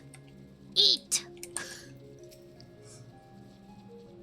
Eat lightning. Perfectly done, Ixolda. Look. Yum yum. See how they gather to feed? How they express themselves through their action despite their lack of words? Speech is not the sole defining characteristic of a thinking, feeling creature, nor is silence an indication that they do not possess these qualities. Be it a soulless arcane entity such as the Numa, or an ephemeral life form such as the Petalota, all seek to perpetuate their existence, to survive. Is Medion a living being?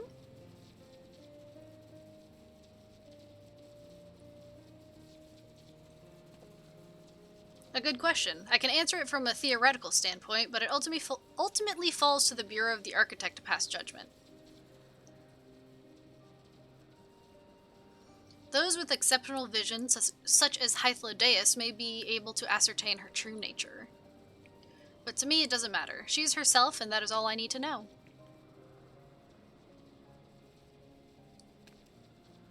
Oh, you finished already? I'm sorry, I was in the way. Not to worry, my dear. They miss nothing of note, and we still have plenty of work for them to observe. Next, we will head east to the Morning Dew. I need to speak with some observers there.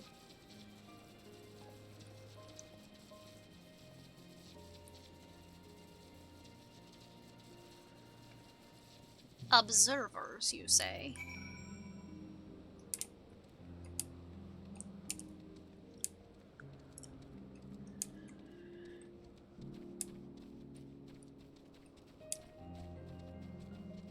Up this way?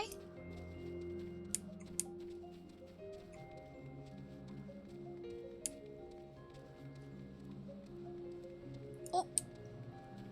Someone running on a chocobo?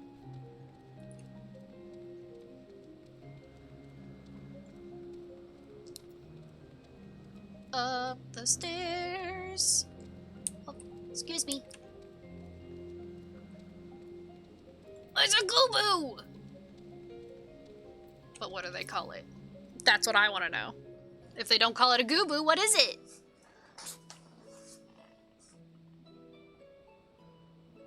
A large boy. Amazing, is it not? The Ampelos, one of our newest subjects. Ampelos?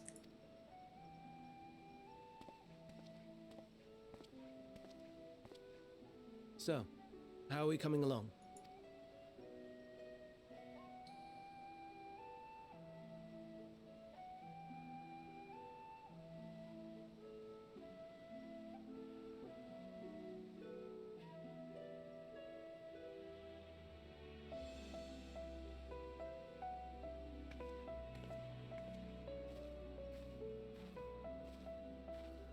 The flowers.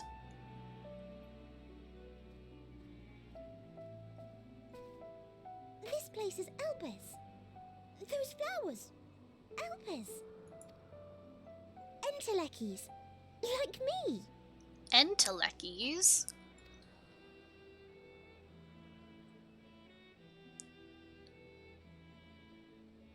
They are a product of Elpis, and so named for their birthplace. A happy accident, born of the hands of a former researcher who loved beautiful blossoms. Unique for how they change color, to reflect the emotional state of those nearby. Though be it here or elsewhere, they are seldom seen in any hue save purest white. Reflect the emotional state, you say? By what means do they achieve this? In creation, there exists an energy wholly apart from ether, one driven by emotions. Pog. In like manner to how we manipulate ether, this flower is subject to the influence of said energy. While it has no will of its own, it is sensitive to the prevailing emotion in the vicinity, and reacts by altering its color and vibrancy.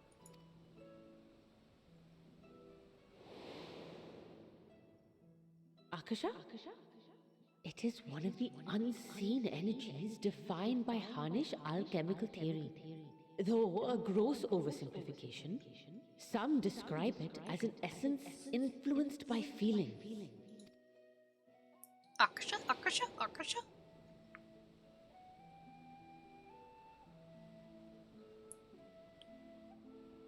Akasha. Though I'm not familiar with the term, your description suggests it is the self-same energy. Dynamis, we call it. Dynamis. And those entities like the Elpis flower that have the ability to interact with this energy, converting emotions into tangible phenomena, are Entelekis. That's me! That's me! An Enteleki! That you are, my dear. And no ordinary one at that, but the first possessed of free will. Wait. A form of energy other than ether? Dynamis? I've never heard of such a thing. Hardly surprising. Dynamis cannot be seen, much less felt. And though its existence has long been theorized, we had no proof until the flower's serendipitous creation. What's more, Dynamis is far weaker than ether.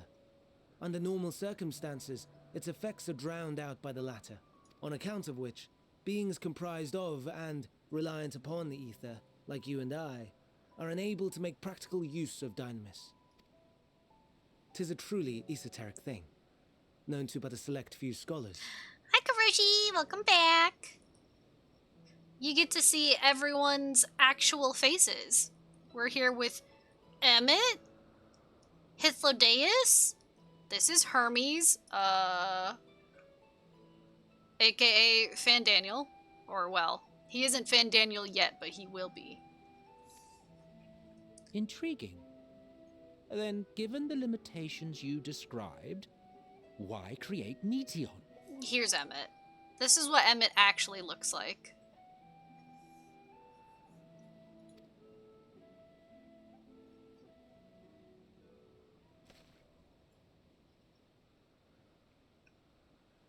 Our star, Aetheris, is especially rich in ether, so much so that its name is derived from it.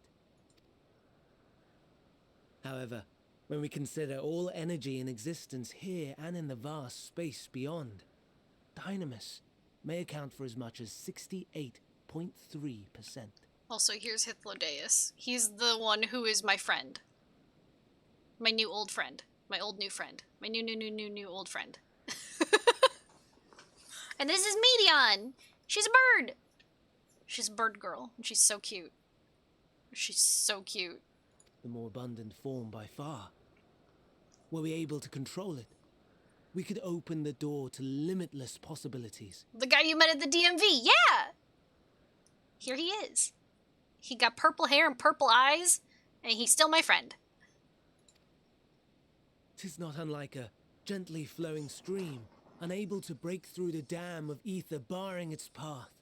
But if we could imbue the stream with the vigor of a raging river...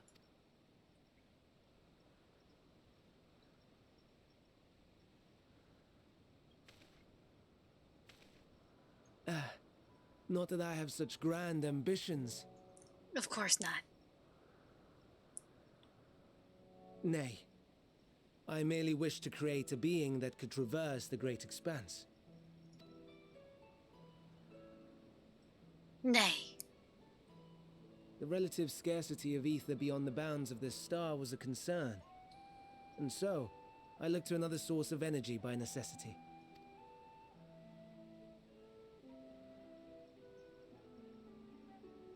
That being Dynamis. No wonder her ether is so thin.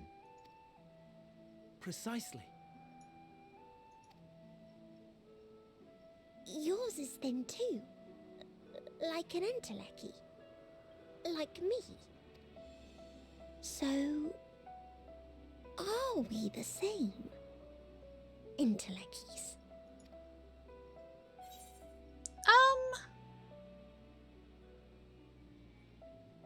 If I'm thin, it's because Emmett Silk didn't do a proper job.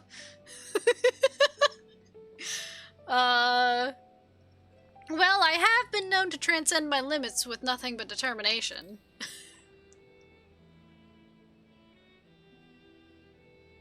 That sounds more akin to the desperate flailings of a wild beast when facing imminent death. Wow, bitch! DMV guy is prettier than 99% of the girls, isn't he? A deficit of ether alone does not an entelechy make. It would, however, make it easier for you to interact with Dynamis. And limited though its influence may be, this quality could prove the difference between victory and defeat. You do well not to underestimate it. Smilers. Goo-boo! Oh dear. I'd forgotten about the poor fellow. You must excuse me a moment while I go and verify a few more things. Sorry, I was distracted by Flower. I distracted them all. By looking at flowers. The Elpis flowers.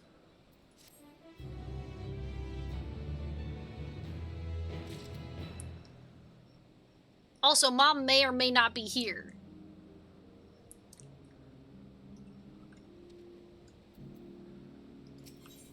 Because we heard her.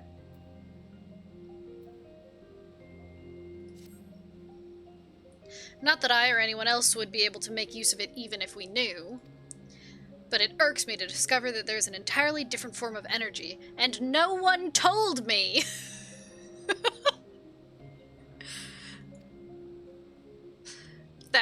personal annoyance aside, Hermes' knowledge is undeniably impressive.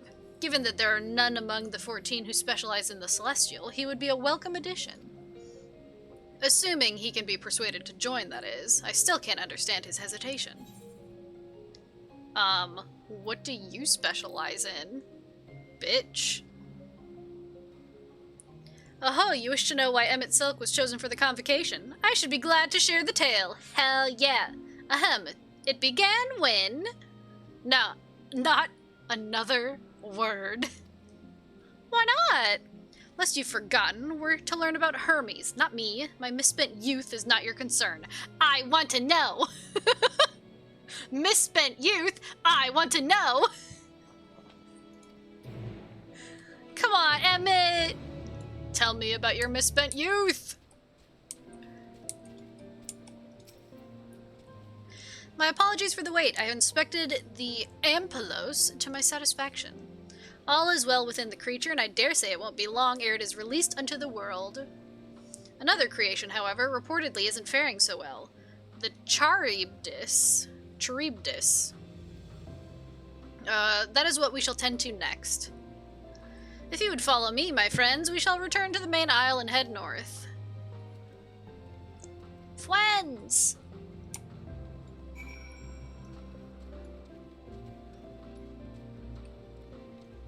Whee! Whee! Whee! Let's see, where do I have to go? I could just follow this wall. Wait, can you? Okay. I had to check. You cannot yeet yourself. Look, it was necessary to know.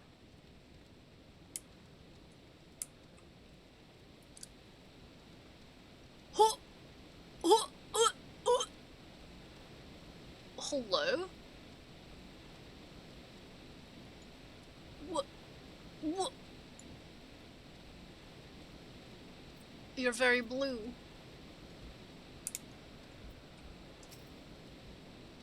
What is this?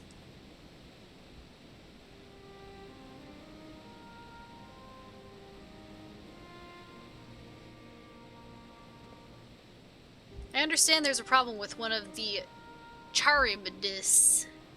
Charybdis? Fuck. Yes, that's right.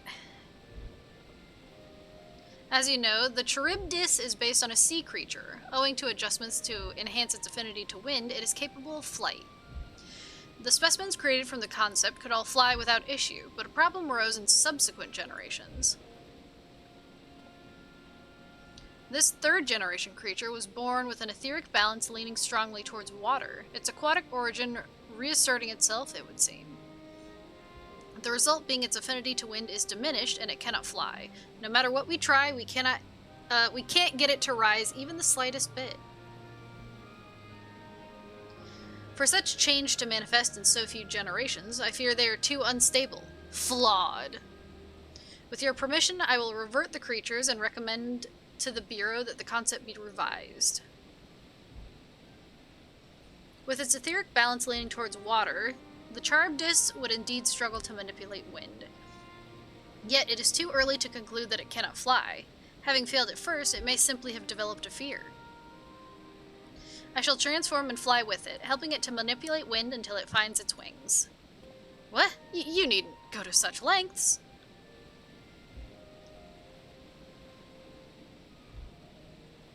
You don't know? But of course not. Huh? Transformation is an art in which one manipulates a vast quantity of ether to construct another body around oneself. In practice, this allows one to assume any conceivable form and thereby transcend the limits of one's flesh, going even further beyond. Yet convenient though it may be, transforming in the presence of others is considered vainglorious in the extreme, as uncouth and unseemly as running about robeless. Shameful. Am I to understand you make a habit of this? Nothing of the sort. It's just that, when transformed, I can wield the wind and fly. They may seem excessive, but what is our shame next to the lives of these creatures? They deserve a chance, and we owe it to them to do all in our power. Be that as it may.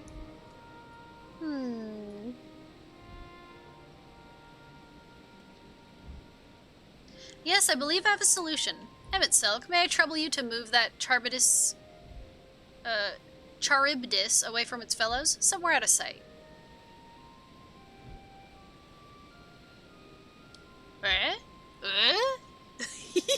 Meanwhile, I'd like the rest of you to help me prepare here. What mischief are you scheming now?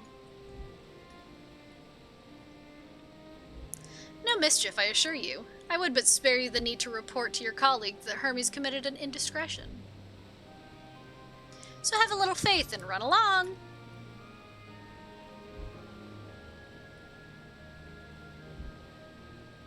I trust you don't mind.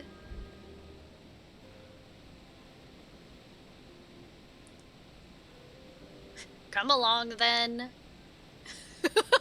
It's like, okay. I'll follow you anywhere. I'm sorry, Twig! Oh my god. I'm sorry, baby boy. Yeah, did I scare you awake? So sometimes I like to sit on one of my feet, but because my chair is pleather or whatever, it makes a noise when I move, and so that noise scared the bejesus out of Twig. I'm sorry, baby boy. Yeah, I mean, sit on Twig. I didn't sit on him. I just scared him. How about it, boy? Yeah, my baby boy. Yeah, you wanna sniff the mic? Yeah. I'm sorry, baby boy. But no, I have two chairs here. One is my chair that I sit in, and the other chair is Twig's chair. It even has a pillow that says reserved for the cat. Gigapurrs. Hi, baby boy. Yeah. He's fine. I just scared him awake. I'm so sorry, baby boy. Yeah, I'm sorry, baby boy. You'd think he'd be used to it because I do it a lot, but you know, when you're asleep. Yeah, baby boy.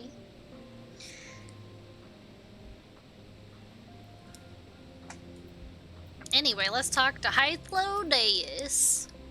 Hythlodeus, sorry. Emmett Silk is out of sight? Good. Let's speak of the plan. It's a stroke of genius, really. We have Emmett Silk train the Charybdis. Huh? Aside from being able to fly untransformed, he can readily see ether currents.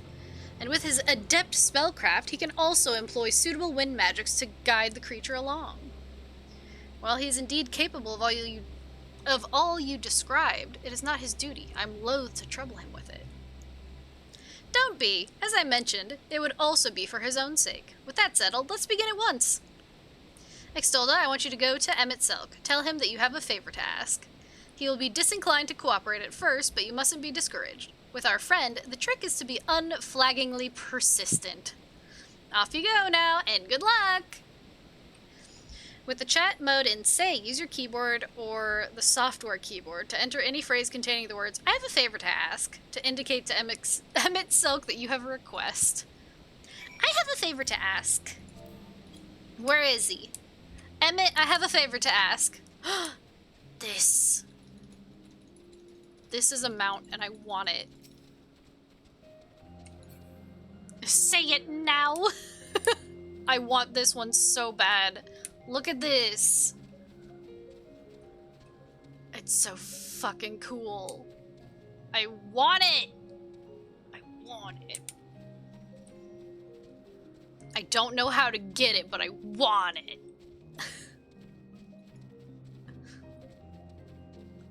Emmett, where'd you go? You went a long ways away, huh? Emmett! You really fucked off, huh? I mean, Jesus Christ. Oh my god, my bitrate. Stop it, bitrate. Stop dropping frames, dang you. Yeah, Twig. Okay, he had to, readjust himself. Emmett, I have a favor. Okay, here we go. I have a favor to ask. Oh, no, you don't. I'm not lifting a finger.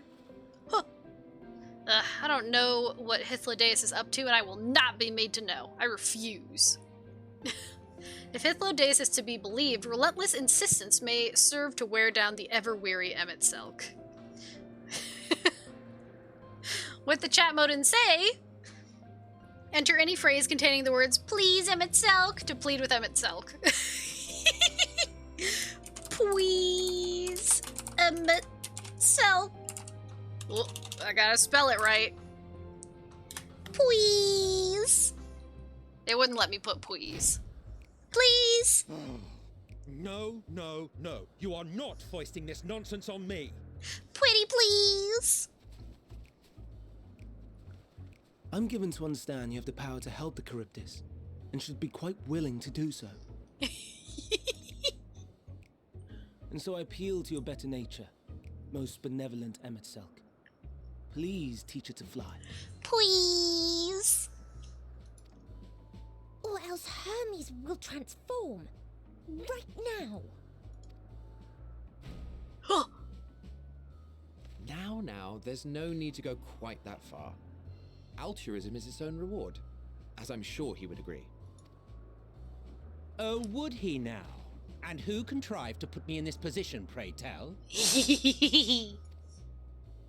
Nothing so devious. I merely suggested a possible course of action. Please.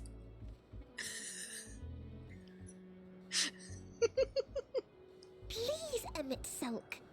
Please.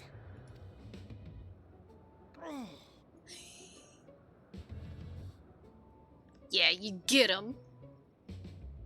I did not come all this way to play nursemaid to your creations. I'd thank you to remember this favor and let it be the last. Please, pretty please.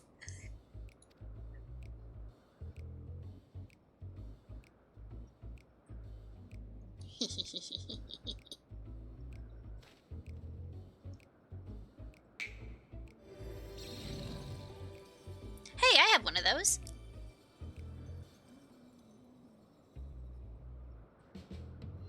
I will aid it once it has taken to the air. It falls to you to shepherd it skyward.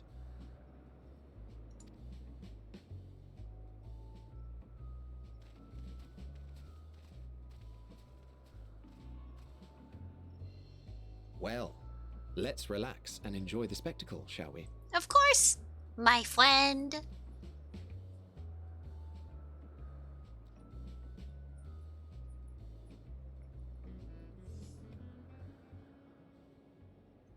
I freaking love Hythlo.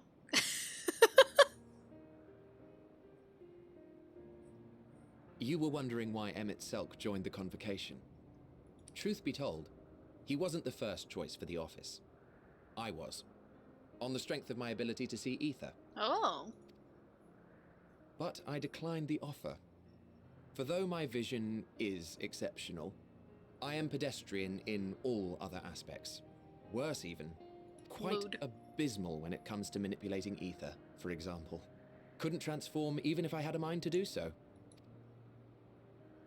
What good is the ability to perceive a problem if one cannot act to address it? Emmett Selk has no such shortcomings. He excels in vision and manipulation both, the latter to an extraordinary degree. If there is a mage more powerful, I do not know of them.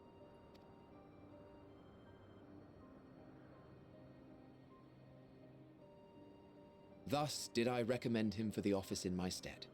And I wasn't the only one. Far from it. Countless others vouched for his skill and character. People the world over, to whom he had previously lent a helping hand. Oh, how surprised he was. Claimed he hadn't done anything remarkable for anyone.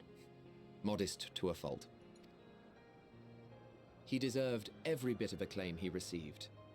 Yet he may well have gone unappreciated were it not for a mutual friend. A singular soul who can't help but involve herself in the business of others. Where she walks, excitement is certain to follow.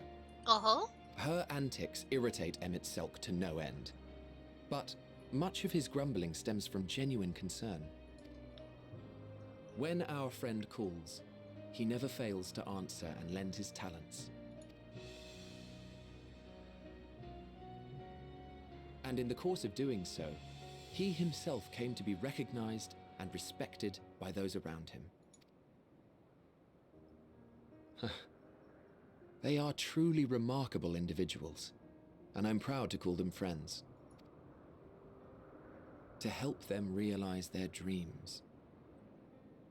This will be my greatest contribution to our world, and when they have fulfilled their respective purposes, so too shall I have fulfilled mine, and together we may return to the star.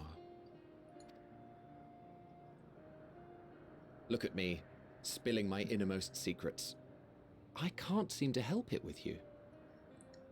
Don't say that to me. My heart's thumping. I can only assume it is due to the color of your soul. I just don't understand how you can be so alike and yet so different. Well done, my pet. Well done!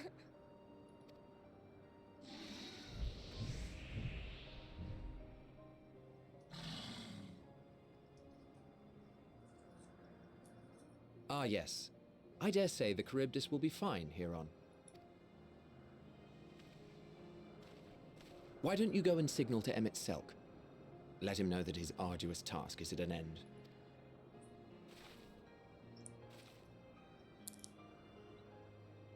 Yeah, sure. No one tell Hithlo that I killed Emmett. No one tell him that I murdered his friend.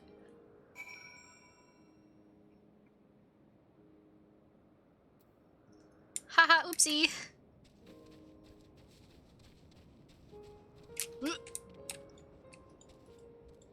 Hello, hello, hello? Oh, slash wave to Emmett Selk. Emmett!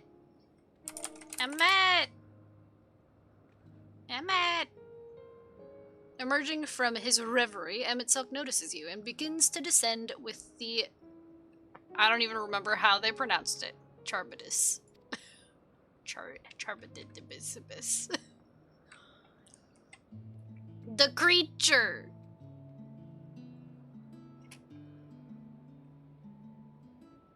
I have no words to express my gratitude. Thanks to you, the Charybdis has learned to fly. The twig has learned to fly. And Extolled and I could relax and have a pleasant chat. I'm sure you did. We did. The creature needed some small assistance at first, but soon it was flying more or less on its own. I doubt you will need to repeat the lesson. That was truly impressive. Truly. I witnessed it all from afar. The Charybdis flies. Charybdis. Indeed, with this, we've proven that even a creature with skewed etheric balance is capable of flight. Though we helped it to achieve this, the Charybdis, I think it was Charybdis, is a herd animal. They may well aid their struggling kin in like fashion if and when the need arises. Keeping this in mind, I bid you continue observing them. If that's what you want. But if I may say so, rather than hoping an idealistic possibility comes to pass, would it not be simpler to have the concept adjusted? That way we can guarantee that anomalies such as the specimen are never born in the first place. These creatures are already here. We will spare no effort in giving them a chance to survive. As you wish, Chief. As you wish.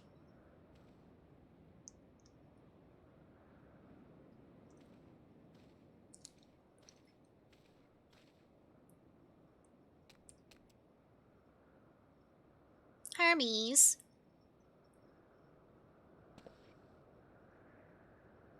I'm fine, don't worry. Well, that concludes all my present tasks. Let us return to Anagnoris for now. Okay.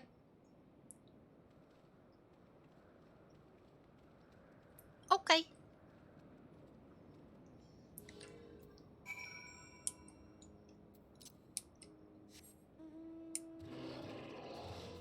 Wait, is that Ixion?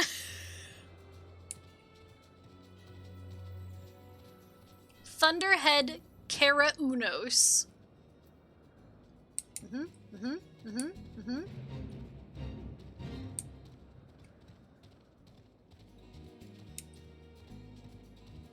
Yep. Yep. Oh, ether current. I need that.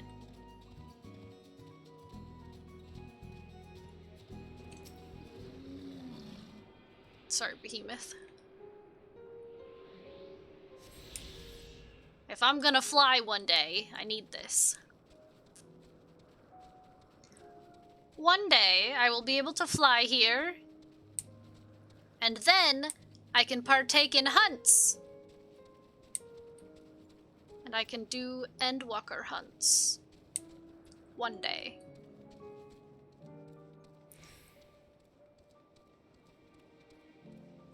Bum, bum, bum, bum.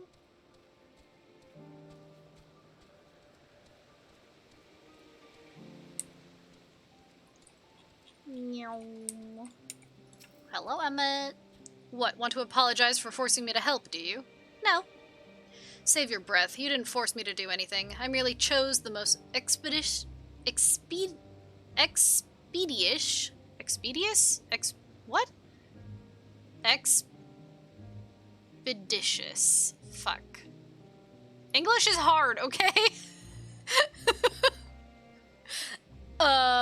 Way to have done with an impediment to our business. Tee-hee-hee-hee. Don't you tee-hee-hee. Reading is hard. Frick.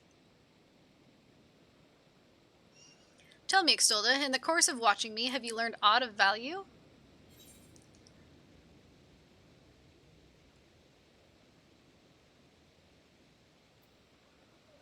Dynamis seemed promising.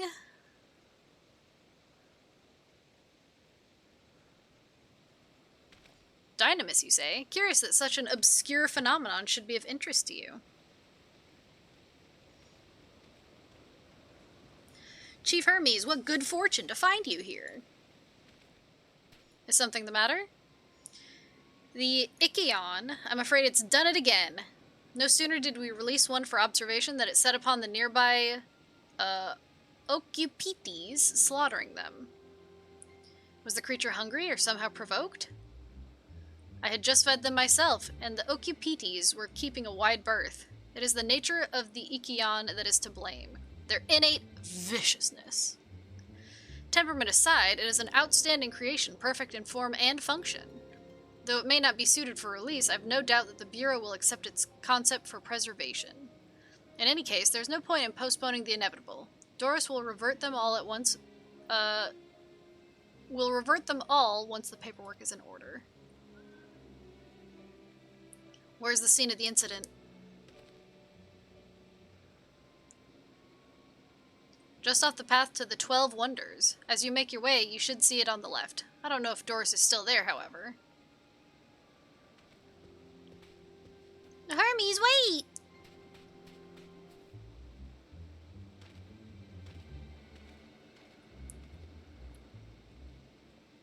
If this is part of his work, then I would observe. We follow. Yeah, okay. I'm included! Hee. only feel mild guilt for being included. Because I killed Emmett, you know. I straight up murdered his ass. So, I feel guilty hanging out with Emmett here. But I also like it. Because he's still sassy. He's a sassy bitch.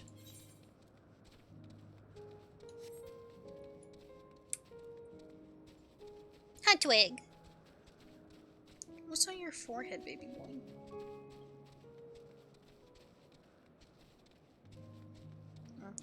It was just some fur. Just his fur in a weird,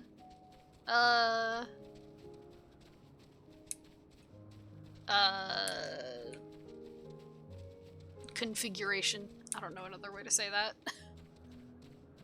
No, not the pretty things.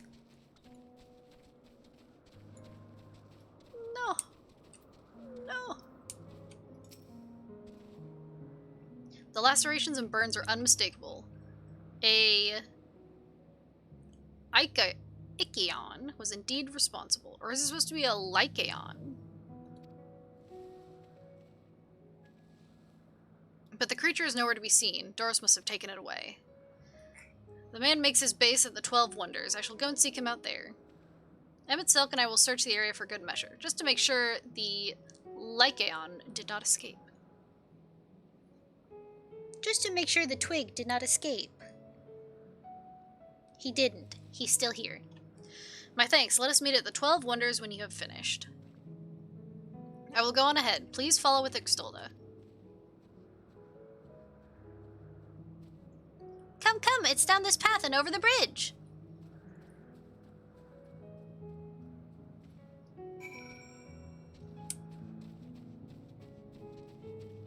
Trees. What are they called? Yggdrant?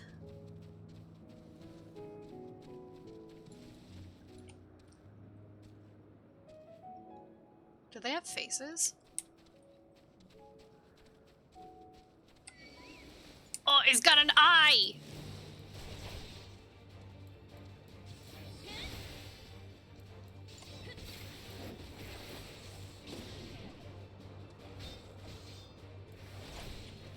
Oh! I was looking at it. Stop it. I wanted to look at your face!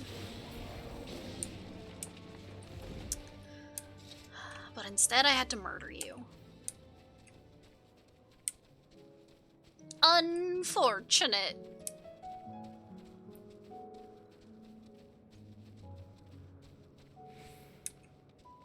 Griffin.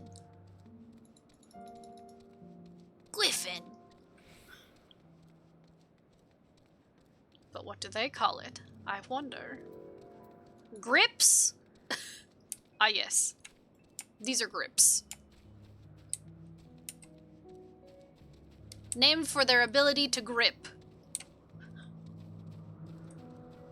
Yep. Yep. Midian.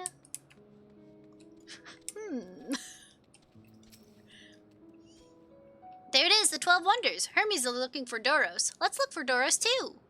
He's a man with long blonde hair, I think. I'll know him when I see him. She's accompanying me again. She's so cute. Look at her little birdie feet. Horse. I don't have either of these. Sag. Sag.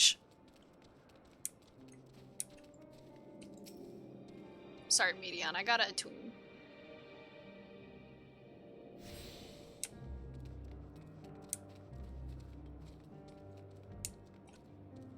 Chloris? I want to do that.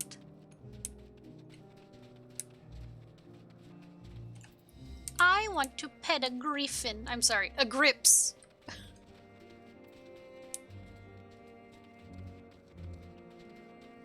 Can I go inside? Nope. Nope, I cannot.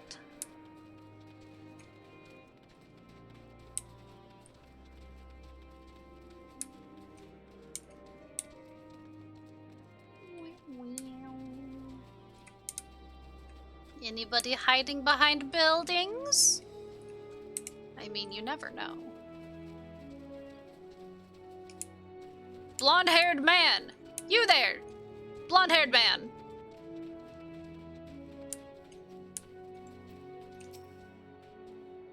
Doros, that's Doros! Well, no, if it isn't Medion, what brings you here? Looking for you! I thought I heard familiar voices. I didn't realize you two had decided to help me search for Doros. Thank you. Found him! You're in charge of the Lycones, I believe. Where are they now? Out in the fields and restraints. Frenzied as they were, I couldn't well return them to Ctesis. Once I've submitted my report, I'll see them reverted without delay. It's as he says, the beasts are indeed quite ferocious. You're one of the 14. What brings you here? Nothing you need to concern yourself with, as you were. We've heard the news that a Lycaon slaughtered Ocupetes. As the observer in charge, you're of the opinion that they are not fit to be released? I am. Their abnormal aggression and exceptional strength makes for a highly problematic combination. It matters not where they are released. Lycaons would threaten other species and upset the natural order. Could it be that the specimens observed are an outlier? Nopers. Highly unlikely. We've created a good many of them. All exhibited the same tendencies. Even when we used Kairos to begin with a fresh slate, their behavior was unchanged. Kairos? A memory reconfiguration system. The Chief himself created it. It allows us to erase or alter memories that we may observe creations in different environmental conditions without needing to remake them from scratch. Quite impressive, and potentially dangerous, depending on the intensity of the etheric emissions. Pashtero may wish to have words with you. Rest assured I've kept all values within prescribed limits, and to prevent misuse, its applications are limited to those authorized by the Chief Overseer. Do not misunderstand. To manipulate a subject's memories is an intrusive act I deeply abhor, but it is still preferable to execution. What could possibly go wrong? Come now, Chief. Let's not be so melodramatic. What was born of ether is simply being reduced to its original state. I know the distinctions concern you, but we mustn't lose sight of the bigger picture, making rational choices for the sake of a more prosperous star. If a creation cannot be properly studied, even with the aid of Kairos, we remake it. If a creation is deemed a detrimental existence, we unmake it. 'Tis all for the greater good, and none question the necessity of such routine process. I understand these things, I do. I would never think to unleash a clear and undeniable threat unto the world. Yet, insignificant though their individual lives may be next to all creation, it is all of the Lycones have. Before we seal their fates, we owe it to these beings to exhaust all options, to ensure that nothing has been overlooked. If you insist, let me provide you with a full report and we may take it from there.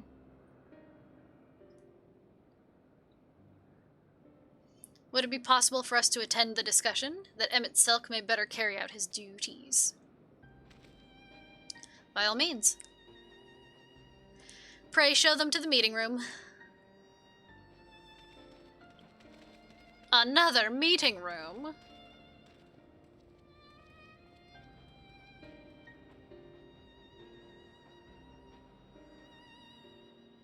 She's sad again. Hermes! She's sad again! To man, other beings are just things, to be used and controlled, like magic. That's what Hermes told me once.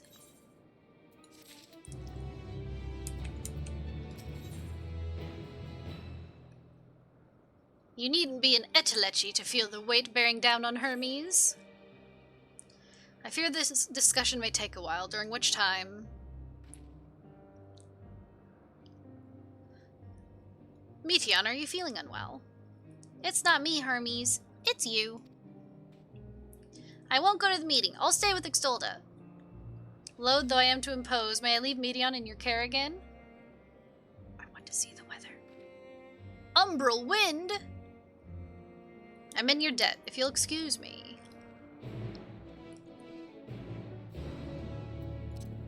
I must feed Chad. Can you help me with something, Extolda? That meeting will make Hermes sad. I want to cheer him up with a flower. Hermes likes flowers the most, of all the creations in Elpis. Most creations are expected to be interesting, or beautiful, or strong, better in some way. But flowers are different. They're designed to suit our emotions, what we feel and want to convey. Hermes likes that. I can't make flowers, so I'll search for one, and I want you to search with me. Let's start here at the 12 Wonders. Flowers. Must find flowers. These are flowers.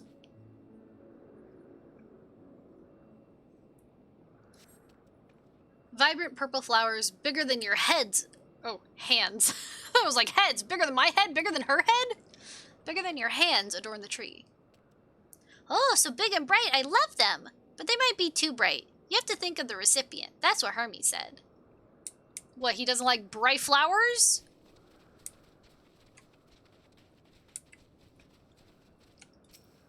Tree. Touch tree. A tall, slender tree rises before you. You crane your neck to look for flowers. No flowers. If there were apples, we could have covered them in syrup. Let's head outside next. Don't worry, we won't wander far. I will protect you with my life.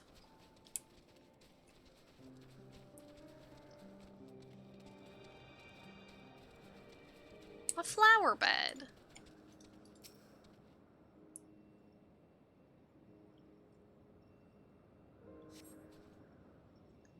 An array of beautiful flowers grow in the bed, their mix of colors forming a pattern. These would be better for Hermes, but they're hedged in. That means we shouldn't touch them. They're either under observation or poisonous. Any other place should be fine, though. Let's keep looking.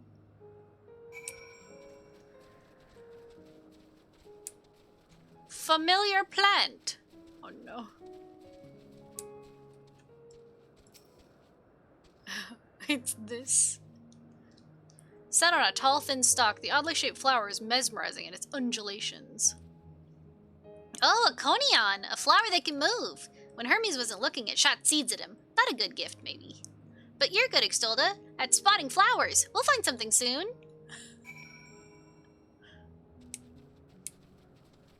I think that's kind of funny, that it spit seeds at him when he wasn't looking.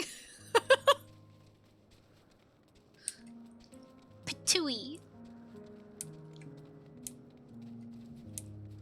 Junction. Conjunction, junction, what's your function? You spy nothing promising nearby, at best common-looking grasses with some few tiny flowers. Nothing around here. Ah! Over there, Extolda, something big, huge! No, no, no, no, no, honey. Honey, no. Not this. Honey, no. Not this. Anything but this. A terrible stench reminiscent of sodden old boots pervades the air. Without a doubt, the culprit is the marble-like creature before you. It's an Adonis! The things around its mouth look like petals, but the flowers are the orbs on its head. When Hermes inspected it, it swallowed him up. He didn't leave his room for days. What do you think, Extolda? Would he like it? Absolutely not. It's probably not the good sort of memory. So, not this one either. Finding a good flower, it's harder than I thought. I'm sorry, Extolda, but could we search a little more? Maybe as far as the fields over there. I'll pick something after that, I promise. Are we gonna pick him an Elpis?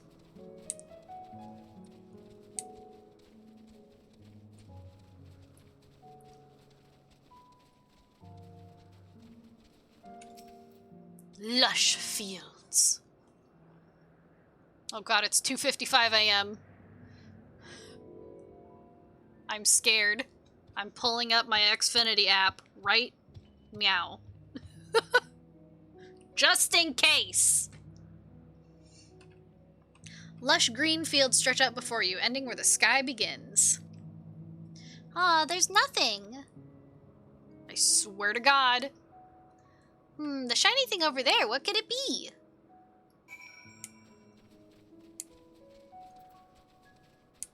Shiny object. It's an Elpis! That's what I thought. Have mercy, Grand Provider. Please. Please. Let me get through this. Oh, Elpis flowers. They're here too. Hermes likes and dislikes them at the same time.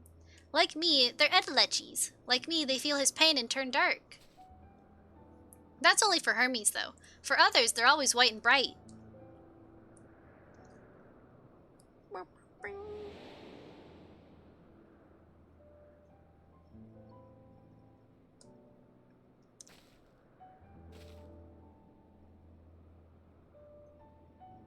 Truly? The flower was dark in your home? Then do you have it too? A dark emotion?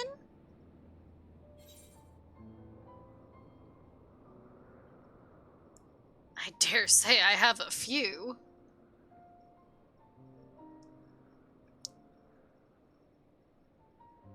You don't have to say it. I can feel it's something you want to hide.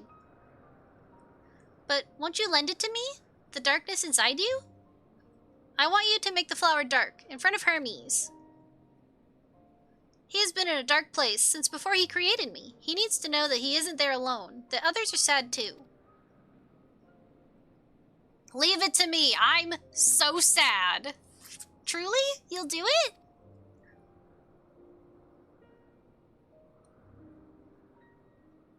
Thank you, Extolded. Thank you. It means more to me than I can say. I can't wait to see how Hermes reacts. Let's go back and fetch him. Hey, Hermes, do you want to see something depressing? Do you want to see a cool trick? Turns flower dark. With depression. Haha, cool trick.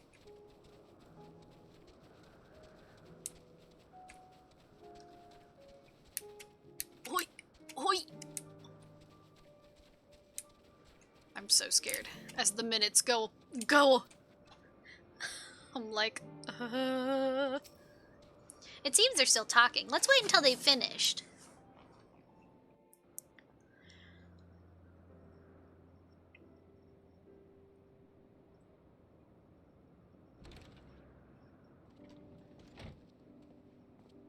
Nope, there he is. Hermes!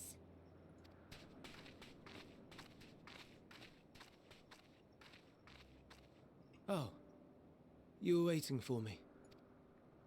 You've finished talking? Yes, we've come to a decision. My thanks for keeping Meteon company. Emmett Selk and Hythlodaeus have already retired to their rooms. They have rooms? Do I have a room? There is room for you too, if you would follow me. Ooh. Wait! I want to show you something first. I want to show you something. Come look.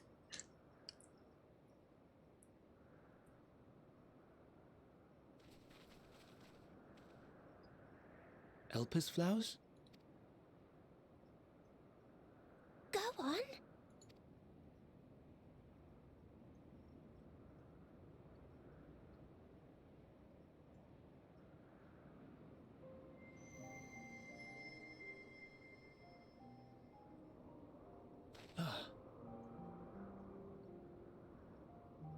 You're not the only one, Hermes.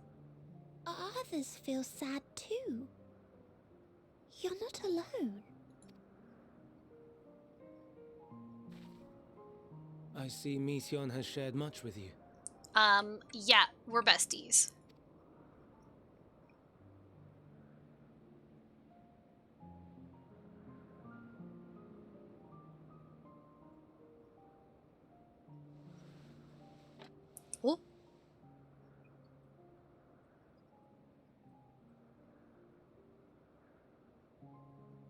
May we talk a moment?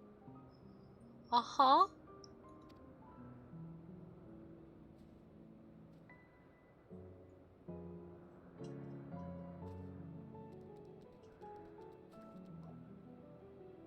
Oh, it's a hedgehog!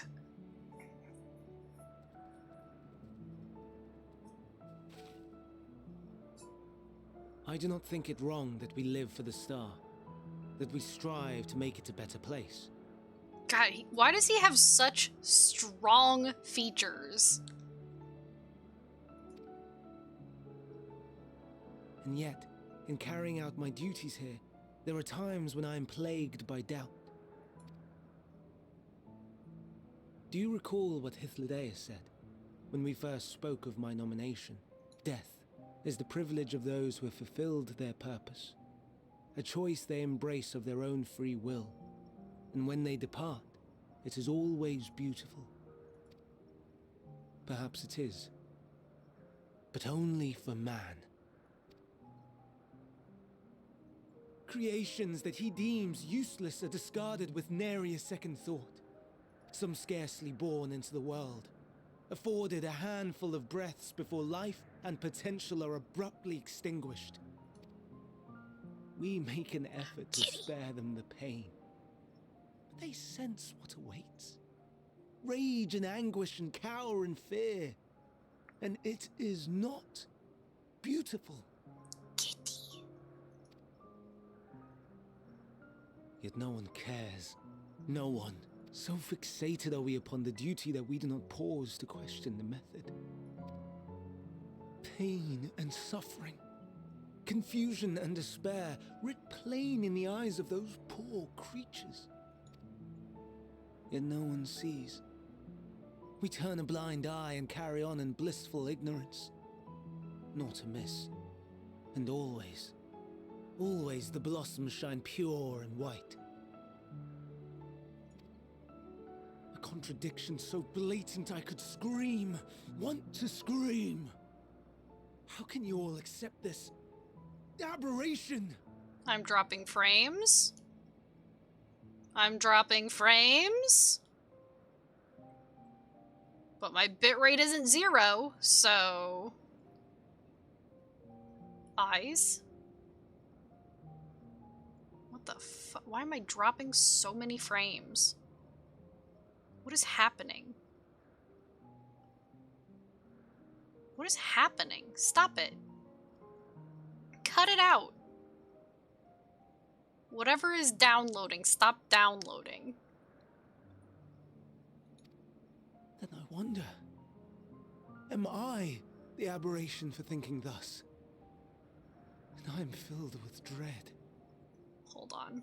Let me pull up my handy dandy task manager and see who is doing this.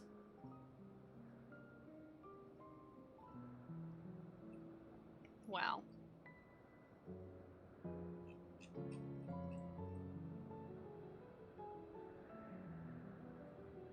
Everyone hiding their CPU usage as soon as I open it up. Who's doing it? Oh no. Wait, why do I have...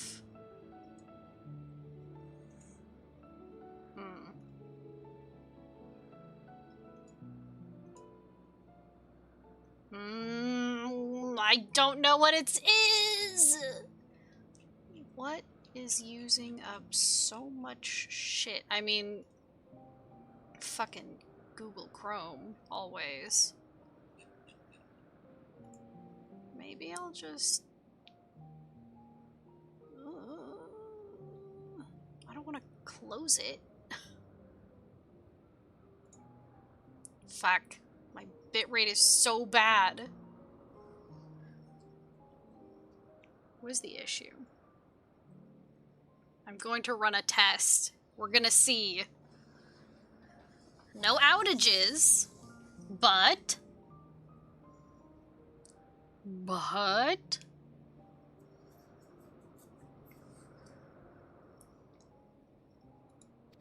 I'm gonna try to keep going But with now this. I know I'm not alone. Not the only one for whom the flowers weep. I won't ask what you thought as you kneeled beside the Elpis, or if you only did it at Meteon's insistence. Nevertheless, I thank you. To know that you too have experienced suffering is a comfort. Bing, bing, bing, bing. No, my upload speed and everything is fine.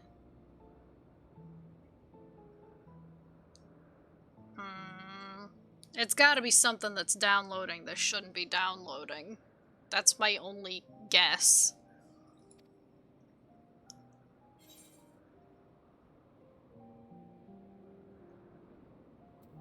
Let's have no more brooding, eh? No, glad I could be of service.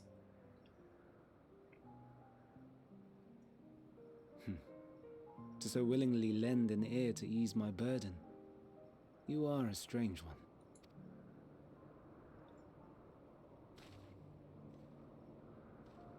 The stars in the heavens. Know you what they are? Though it is too far to tell, each glittering light could be a world not unlike Aetheris. A world filled with life. So many stars, so many lives.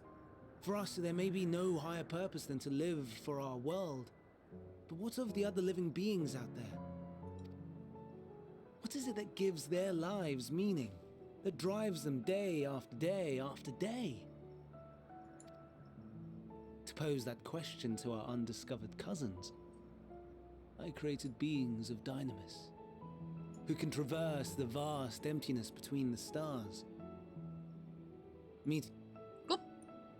Oh, sorry. Sisters. She has a great many of them, and they have already departed on their journey, traveling to one star and then the next in search of life. As one might expect, exploration on such a grand scale is rife with difficulties, and thus far I've naught to show for it. But I have faith that we will make some manner of discovery ere long. And when we do, I should be glad to share our findings with you, in gratitude for your kindness. It's getting rather late. We had best find our beds. It would not do for both of us to be sleep-deprived on the morrow. Huh. Come, Meteon. Let us head back. All right. Precious baby. Huh?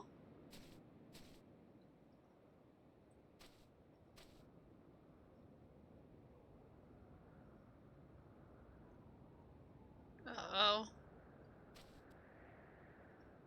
I didn't like that.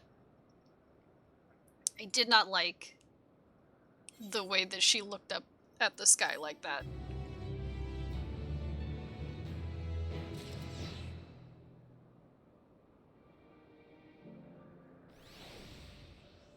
Okay, hold on. I'm going to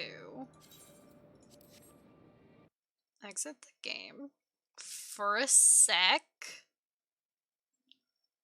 See if my bitrate comes back. I'm also gonna check.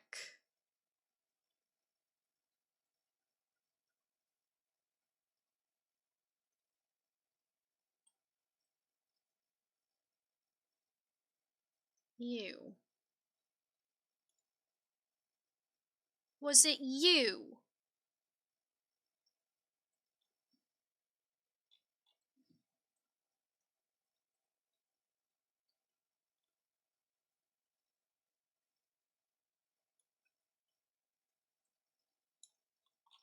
Hmm.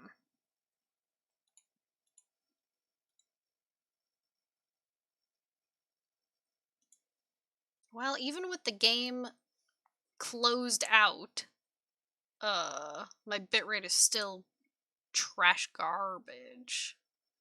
What is happening? What is happening?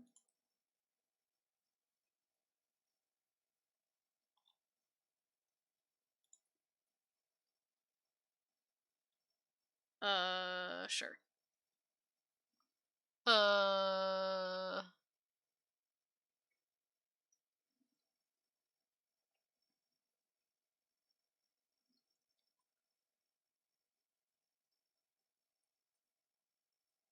That's not what I want. Okay. God, I've dropped 22,000 frames. What the fuck?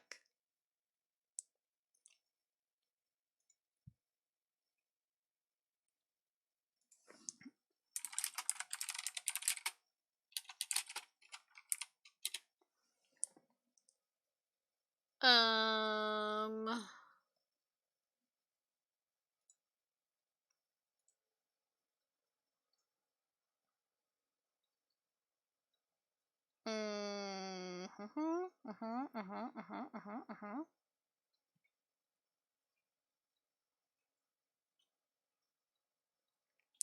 My frames! Why did they suddenly get so bad? I don't understand.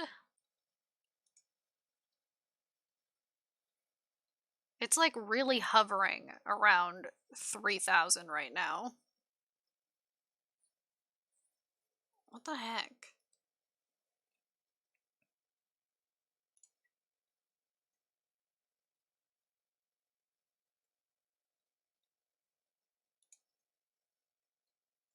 Um...